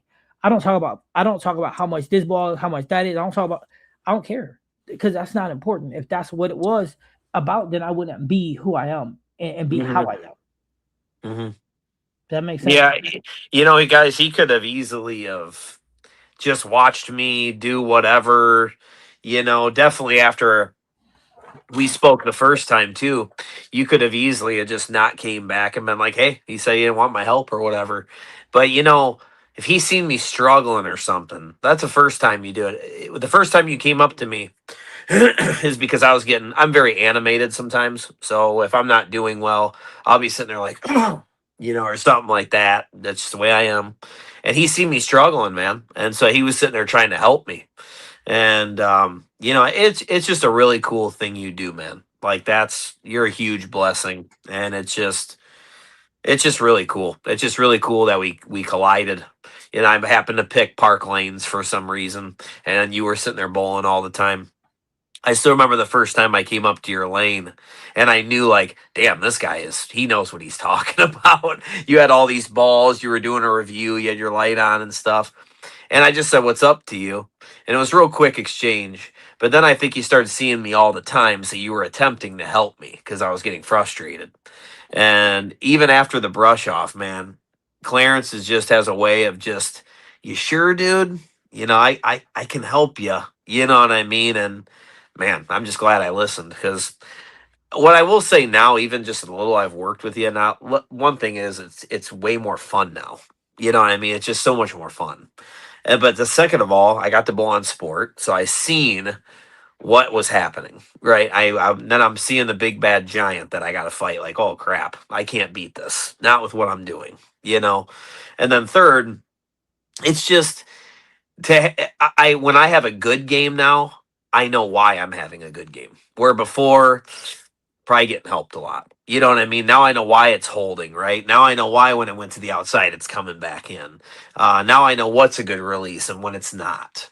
You know, I'm figuring those things out, and I think it's huge. Yeah, I got a long way to go, man. But it's like, I'm like you. I'm a workhorse, man. Like, I'm in it. I want to go tomorrow. I want to go the next day. If my body says okay, I'm going. You know what I mean?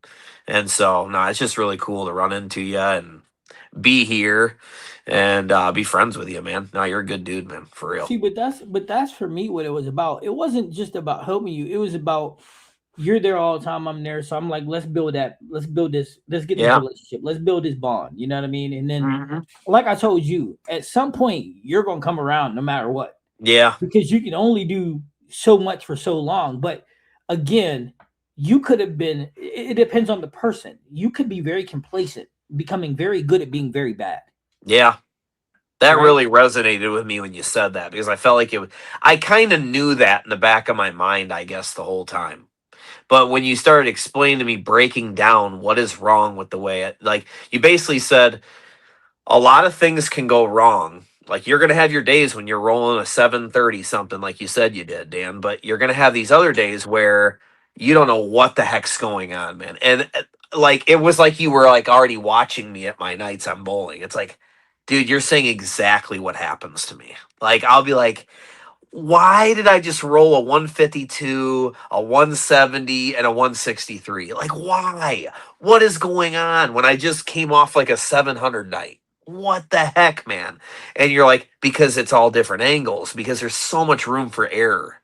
When you're rolling good, you're rolling good, but man, when you're bad, you're bad. You know what I mean? And you're trying to perfect bad. You know what I mean? And Yeah, it's yeah. facts. It's It's like facts, man. be it having bad mechanics is equivalent to a broken watch. Sure. It's gonna be right at some point. Yeah, that's a really good analogy. It's gonna be right. It's seriously, it's That's gonna a be right at really some point. good analogy. It is. It's just. Where It's do you get this, man? I mean, it's gonna be right at some point. A You couple know? times a day, it's right. Yeah, it is. It's just gonna be right at some point. And that's how having bad mechanics is. Yeah. You'll have your days. Get those Listen, around. when you make a change like Dan does, it's hard. Here's Mhm. why it's so hard. And this is why everybody watching, everybody in the chat, everybody that's watching, because we have a lot of people watch after. I'm explaining this. Here's why it's hard. He got really good at being bad. Mhm. And this is not a slight to him because again, No, he I got understand. really good. Averaging a 200 is good. So he did that while having bad mechanics, right? So the reality is, here's why it's challenging. Because when you convert to doing things the right way, your game dips. Yep. Because you've been doing it bad for so long, doing it the right way Weird. feels wrong. Yep. Okay. So then you have to go out. And when you go out, it's going to be a moment where you have a come to Jesus talk, where you're going to be like, maybe doing it bad ain't so bad. Yeah. Because you're like, the way that it's the right way isn't working. I'm not scoring. Mm-hmm. And then, but you're like, but if I do it bad, I know I can. So you have that moment. Yeah. Where you have to make a choice. It's like the blue man and the red man on your shoulders, and you got to decide which way you're gonna go. You know what I mean? Because that's the reality. What I will say is, with me, I get what you're saying, but I'm past that, because when I roll good, man, it's good. You know what I mean? So I know it's there. It's there. But now I have to do it all the time. And that's the hard part. That's where reps come in. That's a muscle memory. Because Dan's keep showing up. Yeah, because Dan's actually bowled a 279. Yeah. Without bending the elbow. So when he's rolling, like today, for example, me and Myron's watching him. When he's rolling and he's on, he's on. I mean, he's bending right at the right time at the bottom. The only thing we got to do is clear him out. That's a whole nother lesson, a whole nother chat. Maybe we'll document that. Maybe we'll document that. But again, most people aren't strong of mind and they'll revert back. That's the reality. Gotta trust the process, man. But that's the thing. It is a process. And a lot of times, a lot of people will revert back. And yes, we do have to get revs on a sports shot. But yes, a lot of times people will revert back because, again, it's easier to not challenge yourself. I don't know where this misconception came from, but people be like, bowling, a change shouldn't be hard. The hell it shouldn't. Nice job, bowling. Yeah, that's great. Yeah, that's Graham. Nice job. He said it just averaged a 246, 10-game sweeper, finished 4th. LOL. All good, having fun. Yeah, Graham is a PBA bowler. Awesome. Bowler, something like that. Congrats, man. Paulie also bowls PBA regionals also. That's Paul, awesome. Not only going to get good spare game, but straight spares. Yes, straight spares is where it's at. Okay. It took me better part of a year to learn how to shoot spares straight for nationals. Only because you didn't have a spare system in place. But with a spare system, like Dan's learning, it's a lot faster process. It's a lot faster. When I say minority, I mean, oh yeah, I got care you. more about taking on the challenge. Yep. No, I understand what you're saying, buddy. Yeah. Yep. Coach, no worries. Thank you again for the information you sent over. Definitely helped me figure out my wife's fit and thumb hole. Well, I'm glad. That's what, look, I tell you guys, man, if I have the information, you got the information. I'm not going to harbor information that's going to help you help someone else. And tell your wife, I said, I'm glad you got her all touched up and fixed up. And again, Steve, anything that you need from me, all you got to do is pick up the phone, text, or call. I'm more than willing to help you in any way. The information I gave you, believe it or not, costs a lot of money for that information, but it did cost you nothing because, again, if I got it, you got it. And I did. I took the time. Steve gave me a call, and I sent him the whole from page 1 to page N for the pro shop to be able to drill for somebody so that he could understand what he was doing and everything. That's just who I am. I mean, Coach, you ever gonna go get silver? Yeah, I will. I just don't. So here's why I haven't done it yet. I'm gonna have to go sit in the class with information that I already know to take an open book test. So basically, I feel like I'm paying for it. But you already kind of know silver. Yeah, the information. Yeah. But yes, am I gonna go eventually? You know what? Yeah, I'm gonna do it at the end of this year or January of next year. I will go back down to Lake Wells, Florida, and do it then. What I'm going to do is at some point in the next 3 years, I think I'm gonna wait till I get to Arizona because I think I'm gonna relocate to Arizona or California after my son graduates from high school, and I'm gonna open up a training center. Damn. And then I'm going to pay for my coaches to go to Kegel and get certified. I'm gonna be going there. Hey, you're always welcome, brother. Hell yeah. Can't wait to get my spare ball. I'm locked in for using the rest of the summer. So, Scott, I'm glad you're getting a spare ball, but this is what I would tell you. The summertime is where you make all your changes. If you're a league bowler or you're a competition bowler, the summertime is where you do it. Because here's a reality. I really never I've been learning, and then I remember I tore my bicep 2 straight years, hurt my knee, and then I've been learning because learning the yo-yo release takes time. It actually really does. It takes time. It doesn't take time if you're younger, but when you're old like me, your body goes through the ringer. It takes time. So this summer was my spare shooting summer. Dan's been there with me. I shoot my spares. I'm lights out most of the time, even splits. Yeah, for real. I mean, even splits. In ball reviews that we did today, you'll see a couple of splits I picked up. Didn't Very think about it. effortless too. Yeah, Yeah, but I threw straight to pick them up. you did. Yep. And that's the thing that you guys got to understand is throwing straight. It just creates them reps. I don't even think about the spare shooting. To be honest with you, I was talking to him. He can tell you I wasn't Yeah. focused. Or I want to get on that level really bad. Yeah. But it's reps. It's reps in the spare system. I did 2 games today, nothing but spares. I don't think about it. I know that if I leave this, I line up here. If I leave this, I line up here. I leave this. All the guessing's out of the equation. All I got to do is do it. Love to hear that, Scott. Let the grinds begin. That's why I said Open Championships next year, Vegas for everybody. Practice with a purpose instead of bowling for scores and big. True. That's all you should be doing is practice with a purpose. I mean, I don't care if I throw any strikes when I'm practicing. So after you left, I finished that ball review and I stayed until 3:00. Jeez, dude. I bet you did too. I swear, Aaron will tell you I stayed till 3:00. You know what I did? I did 30 minutes. I did 35 minutes of no step for my release. And then I did 35 minutes of one step for my release. And then I did 35 minutes of 3-step drills. Wow. And then I did an hour of 30 minutes of 4-step, 5-step approach. Cool. Just for my release. Not that it was bad anyway, but I do that drill work, man. Keep it fresh. Yeah. Yeah. I mean, that's the key is, and I need you guys to understand this. I work my butt off. Yeah. I work my butt off 5 or 6 days a week. I'm in there. I bowl about 30 hours a week. I'm working my butt off. I can't tell you how many strikes I threw because I don't care. Yeah.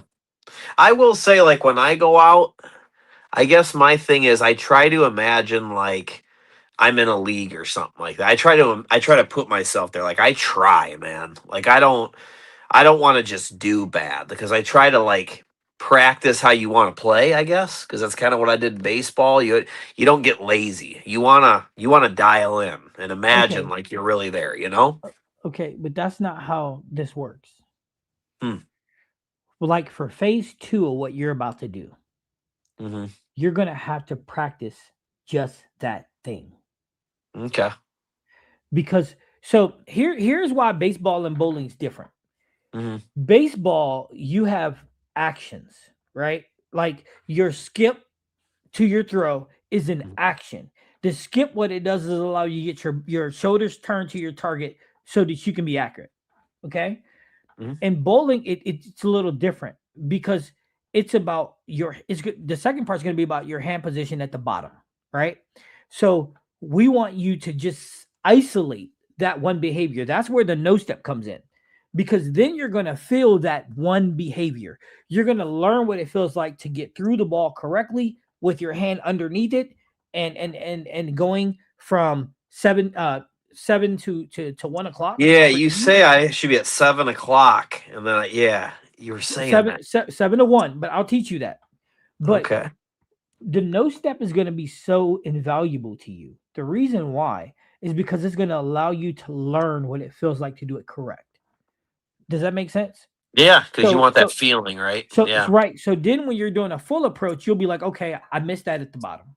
Right. You hear you me? didn't get that feeling. Right. Yeah. You hear me say it. Like when I threw the gutter ball, I told you, oh, I completely whipped that at the bottom. I did. I'm like, oh my goodness. I think a whipped lot it of at things the went bottom. wrong there. Yeah, it did. But the moral of the story is, but I knew it when I knew it when I let go. Right. Because I whipped it. I felt it.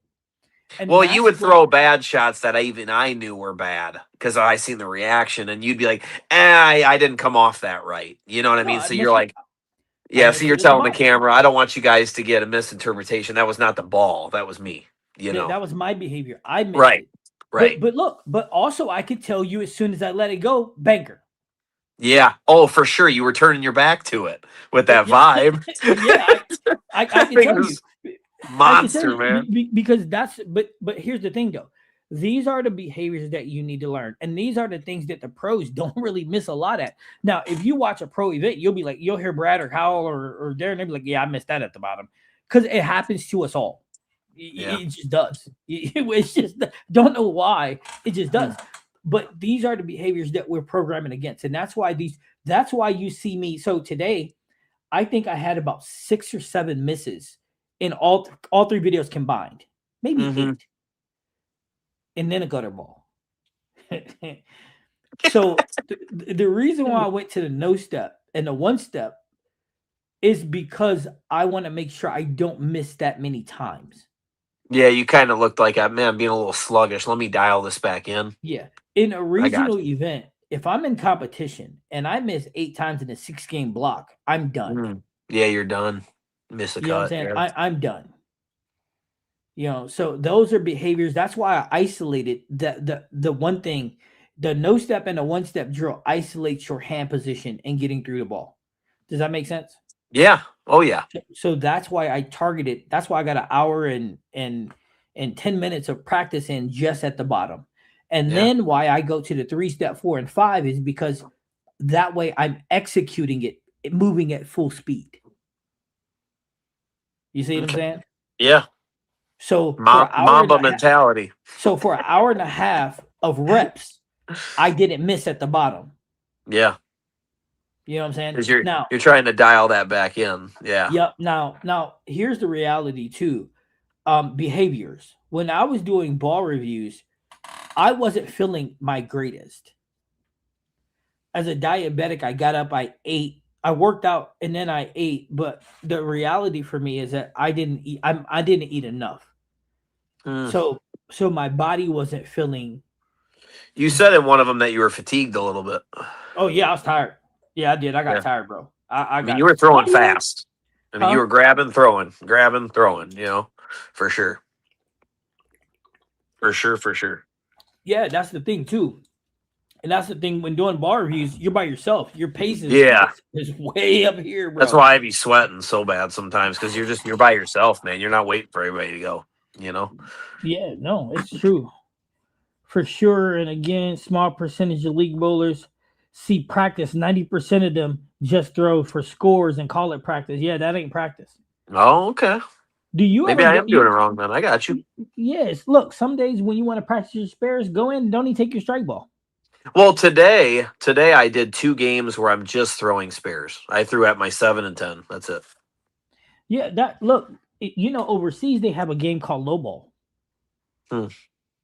What's that? Yeah. So low ball is like if you pick up if you hit a 10 and nothing else, that's a perfect frame. That's a perfect so it's about picking up your spares without getting extra pins. So the lowest score counts, but a gutter ball's worth a strike.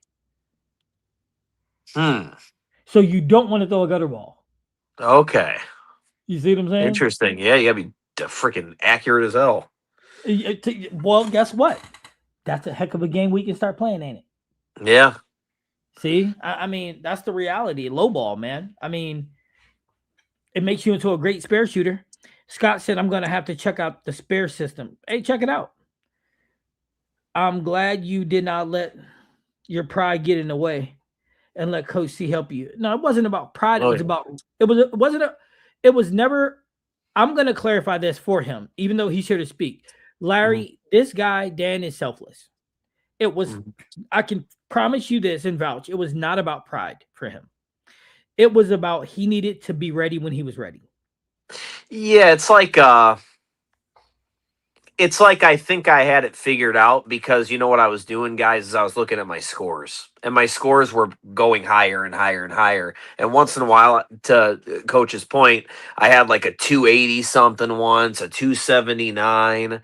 I rolled during Rum Bucket. I had two 700 series, like a 739, I think is my highest, but I had like a 710.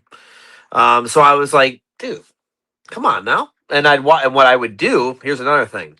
I'd be out at the obviously at Rum Bucket League, and I would be out and open, and I would see people bowling that have super ugly throws, and they're killing it. And I'm going, see, everybody's different.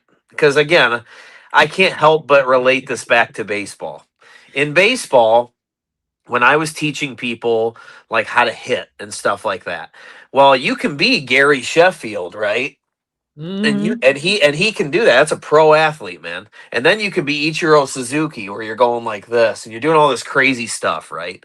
So I use that in bowling terms, like sometimes people throw a little bit different, but I'm getting the ball where I need to get it to. That was my logic, and my logic is, hey, the scoreboard don't lie. That's what I was telling myself, and it wasn't necessarily a pride thing, maybe a little bit, but it was like I just thought, and I don't mean this in a bad way at all, coach, but like I felt like he can backtrack me. He can get me off my game, man.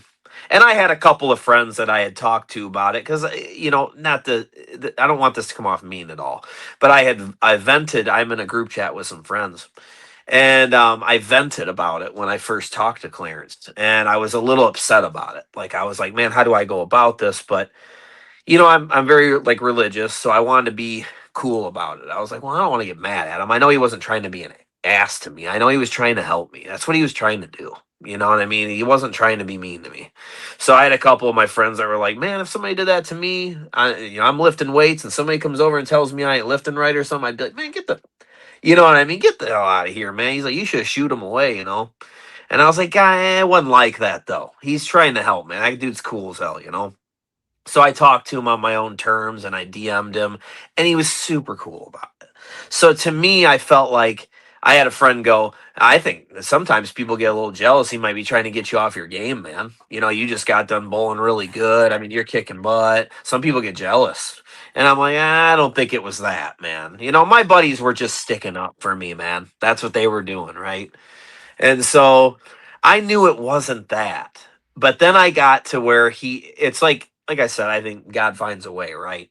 It's like he brought up that sport shot thing to me, and Clarence was very inviting about it. Like, yeah, go ahead, man. You can bowl with us, bro. Yeah, I don't care. That's all good. Hell yeah, you can come over there. And man, Clarence took such good care of me too, man. He made sure, this is gonna sound goofy, but I think you paired me up with that woman and everything because she's kind of like where I am. Pam. Yeah, she's Yeah, the you new didn't thing. want me to be against somebody that was really, really, really, really good. No offense to Pam. But she was throwing the same type of ball as me. She had a hyperdrive, I did too, and I think he was kind of. I looked at it like, man, he's looking out for me too, man. You know what I mean? He wants me to have fun, dude. And so he didn't bother me at all, nothing like that. But it showed me that day that, man, I think I need to start thinking about this, man. And so I was thinking and thinking and thinking, and it just kind of progressed till finally I was out there bowling with you the other day. Yep. Like this was like 2 weeks ago. It's pretty recent. And you were like, "Damn, hey man, I ain't trying to be mean, but when you gonna work on your backswing, bro?" And he started spitting to me because I was like, all right, I put the ball down. And I was like, all right, man, I'm gonna break it down. Like, what am I not gonna be able to accomplish? Explain it to me. And he did the whole speech about being good at being bad. And then Tyshawn helped too. Tyshawn's like, Dan, if you bowl in regional stuff, your ball's just gonna coast, man. You don't have any revs, man. He's like, you're probably so low revs. He's like, no offense. And I was like, no, I understand. I said, be honest with me, man. Be honest with me. And so he told me that, and I was like, I'm gonna try it, dude. Like, I'm gonna try it. Let's just do this. Worst case scenario, I go back to the way I was. You know what I mean? And so then I'm getting better and better, and things are going better. So I'm not going back. By the way. Hey, I'm gonna tell y'all, he looked good. Well, Today, thanks, man. Yeah. today, me and Myers watching him, Hey, he looked good. Yeah, and you My know you're a coach, man. It's like it's so weird, man. Like you're good at reading people. It's like, guys, he just like knows how to coach too. So I'm a person that, okay, if I'm at work and I screw up, my supervisor doesn't need to yell at me, man, because I'm already sitting there. I'm already mad at myself, man. You don't need to chew me out at all. Just tell me what I did wrong. I'm gonna go, I know, dude. I know. I got it. And that's it. So, and then I also am a guy who once in a while, when I'm kind of unsure, this is gonna sound kind of bad, but I kind of need that attaboy once in a while. I need that, hey, good job, man. Good job. I'm like, oh, okay, cool. I am getting it. All right, cool, cool, cool. Because I ain't gonna ask you that. So it's like Clarence knows that. It's like he can read that on me, and he'll cheer me on enough, but yet keep me disciplined and tell me when I'm doing wrong too. It's like you're just a coach, man. You're a freaking coach, bro. That's what I thought about that when I went home one day. I go, I bet you I wasn't doing that good. He's just motivating me, man. It's like he freaking knows me, man. Like, you're actually doing that good. yeah. See, here's Yeah. the thing. Here's the thing. I'm not ego driven. Okay, so Mhm. I'm not going to if you're doing great work, I'm going to let you know Mhm. because it's important for you to know. Sure. You know what I'm saying? Because if you know that the work you're just, for example, you threw a shot and I was like, your swing looked amazing. Mhm. Now all of a sudden in your head, you know what that felt like. Yep. So then you Facts, got it though. and you repeated it 3 straight more times and it was 3 straight bangers. It was, man. Yeah. That's part of the game though. If they were bad, I'm not going to tell you they were good. As a matter of Mhm. fact, when they're bad, I tell you, you bent that a little too much. Yeah, like when I sent you the videos. Yep. Yeah, I Yep. I mean, appreciate that. I appreciate that. but that's the behaviors that you need to learn and that I'm there to teach you. And you're right, reading the tea leaves reading the room, yeah, that's part of the Mhm. game. But Mhm. I'm also again, and I stress this for anybody. If you're good, you're good. If you're not, you're not. Ask the kids. The kids, Maddie and Cam and Tyler and all them, they'll tell you, coach is hard on us. But Abby, yeah. yeah, but we get it done.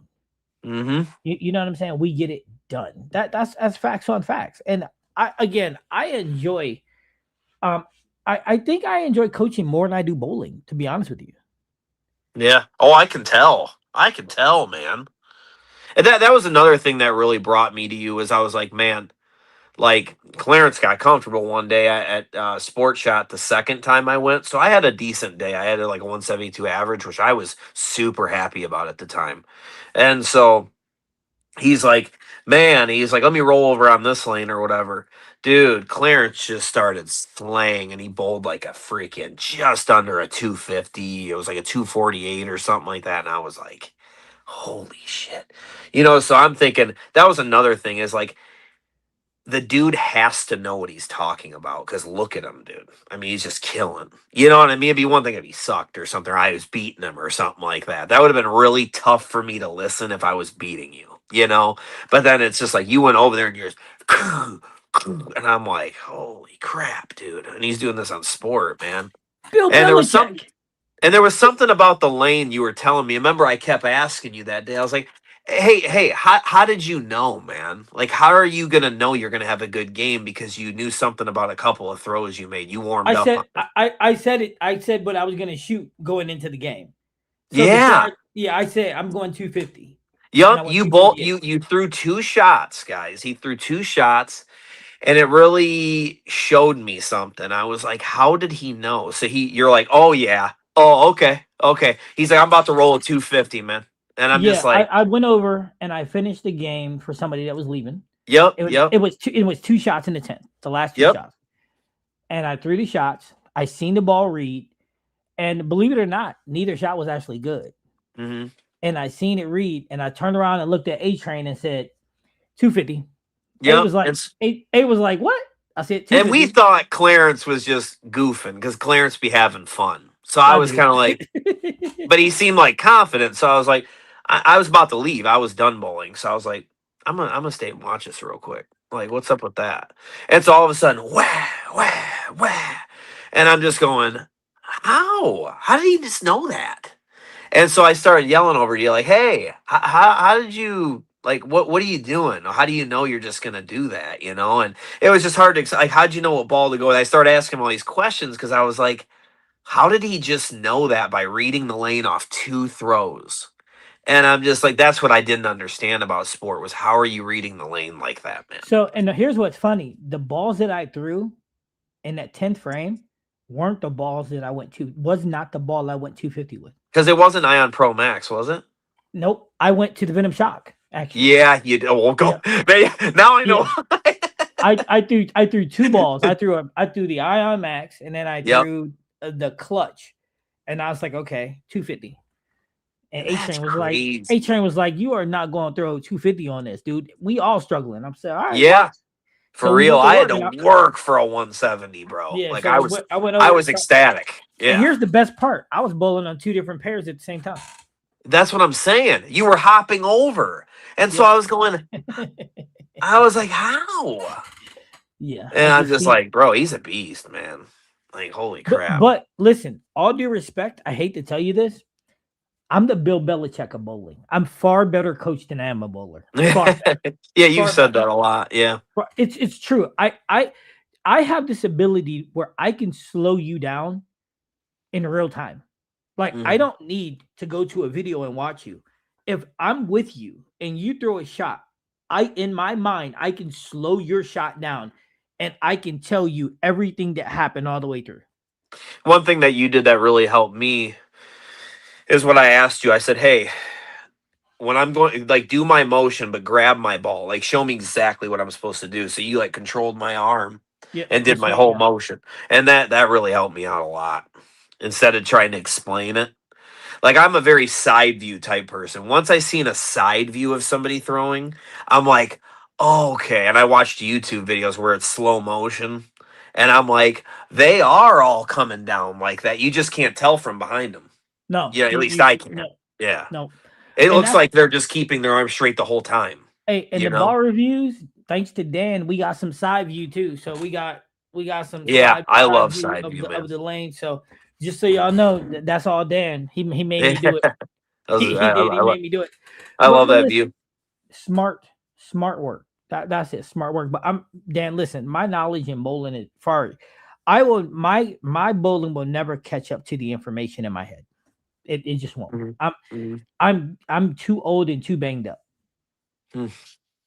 I'm serious. Today I was stiff. I don't know if you could tell that, but I was stiff like a Mm-mm. board, bro. Oh, it was Really? bad.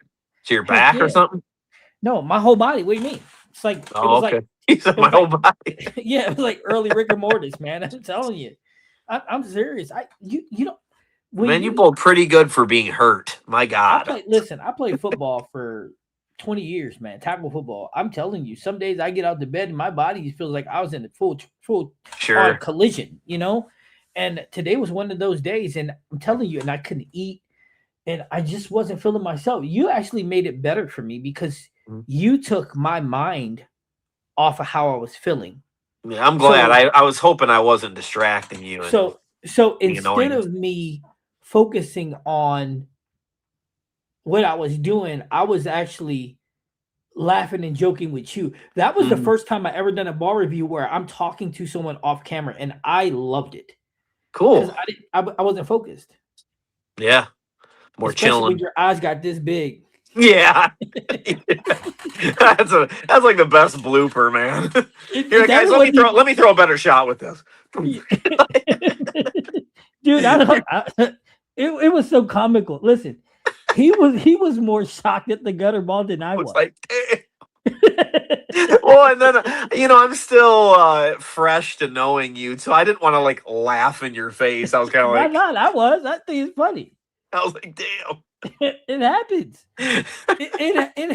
Listen, sometimes it gets away from you, man. Hey, wait till you see me in league where I'm standing on 50. I'm sure you will. Yeah. It'll happen then too. Like, what? Listen, I ain't never told you this. One time I was practicing and Coach A was on FaceTime, right? And I was practicing swinging the ball and it stuck on my hand and it blew and it ripped up the gutter and jumped on top of the gutter cap, and it fell off into the gutter about a half a foot from the camera. It rolled in the gutter for like 20 feet. The gutter cap, it rolled up the gutter cap for like 20 feet, man. It was like, what the hell? It was one of them things. It was just, it just happens.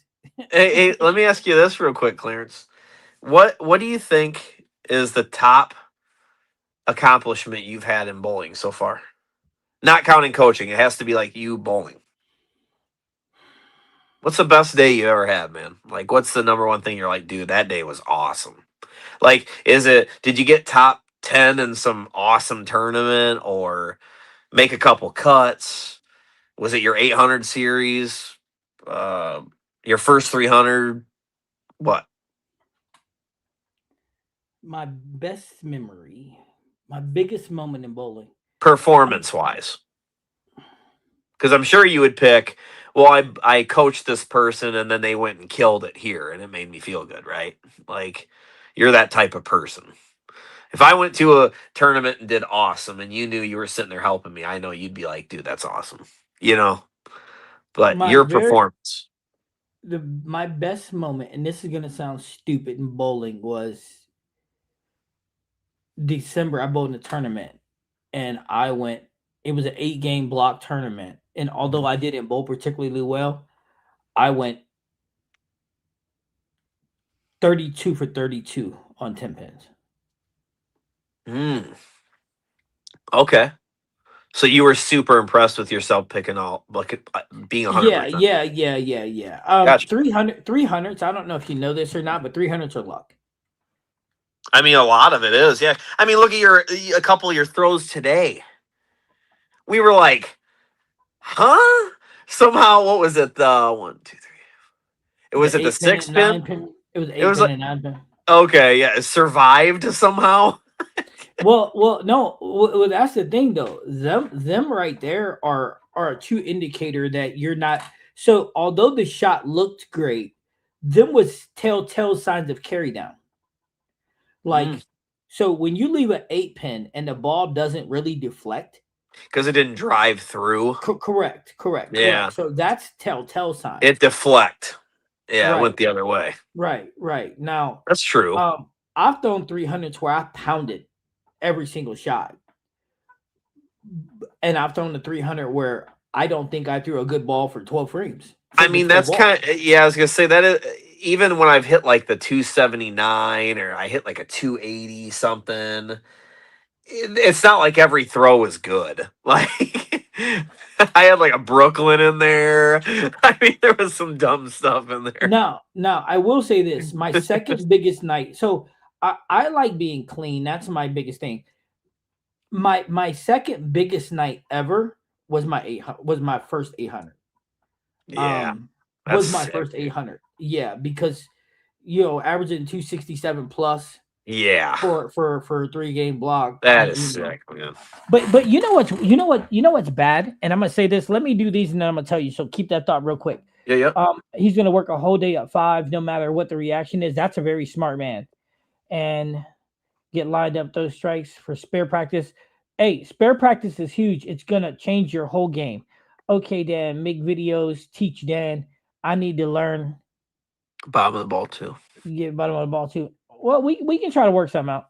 Mm-hmm. Another way to practice is shoot your corners on your first ball and your strike on the second. That's actually something that I actually do myself too, a lot with corner pins, especially since the pin setters don't set that way.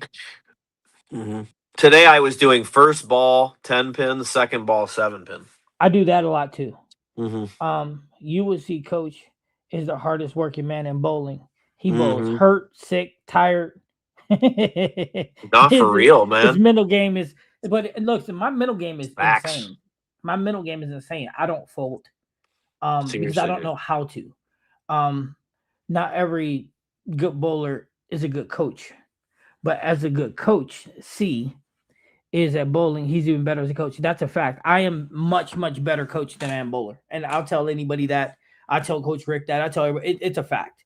It's a fact. Again, my ability to slow things down, my ability to be able. So I understand something. I understand about coaching is you gotta trust the man, right? So how do you trust the man? You build a relationship with the person. You get to know me, and you'll understand that I ain't got nothing in my heart but to help you. Yeah. You know what I'm saying? And No that's the facts. thing. And that's the thing. And then I back it up with information.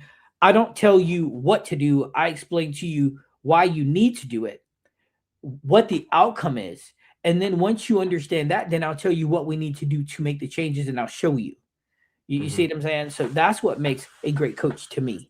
That general understanding. I got there 279 last month. Nice. The shot didn't strike. Weren't my worst shots, but it's all good. It's all lucky. It is. I think a 300. I seen a guy. You'll get it. I seen a guy. This is no lie. In Park Lanes, he still bowls in Rum Bucket. He averages a 135. He shot a 300, and no shot was in the pocket. Oh my god! I'm serious. Don't tell me that. He shot a 300, and no shot was in the pocket, bro. None. Not a one. I mean, you can get real lucky, man. For sure. Matter of fact, this is, and it's on video. I'm gonna have to hit him up and get it. The 12th ball, he hit the freaking 10-6 and clipped the 3, and it was like dominoes. They geez, one of those, yeah. It was just meant to be. I walk away from those and go. Yeah, I've lost count of the 300s. I have, but I can say I have one where I nutted every shot. But Graham, I'll tell you this. Attaboy. You may have a 300 where you nutted every shot, right? But I'll bet you have 10 that you nutted every shot and you don't. I have more games. So doing ball reviews, I have shot more 300s. Yeah, you said that. Yeah. Than you could even fathom, my friends. Because you're like, man, I've hit like so many in a row. You told me that the other day. Yeah, I shot 800s doing ball reviews. More than you ever know. Look, listen, this is some real talk. Real talk. The other day, I shot the ball reviews for 2 of the balls that I did today, the SOS and the stuff, but the audio was so messed up, we had to redo it.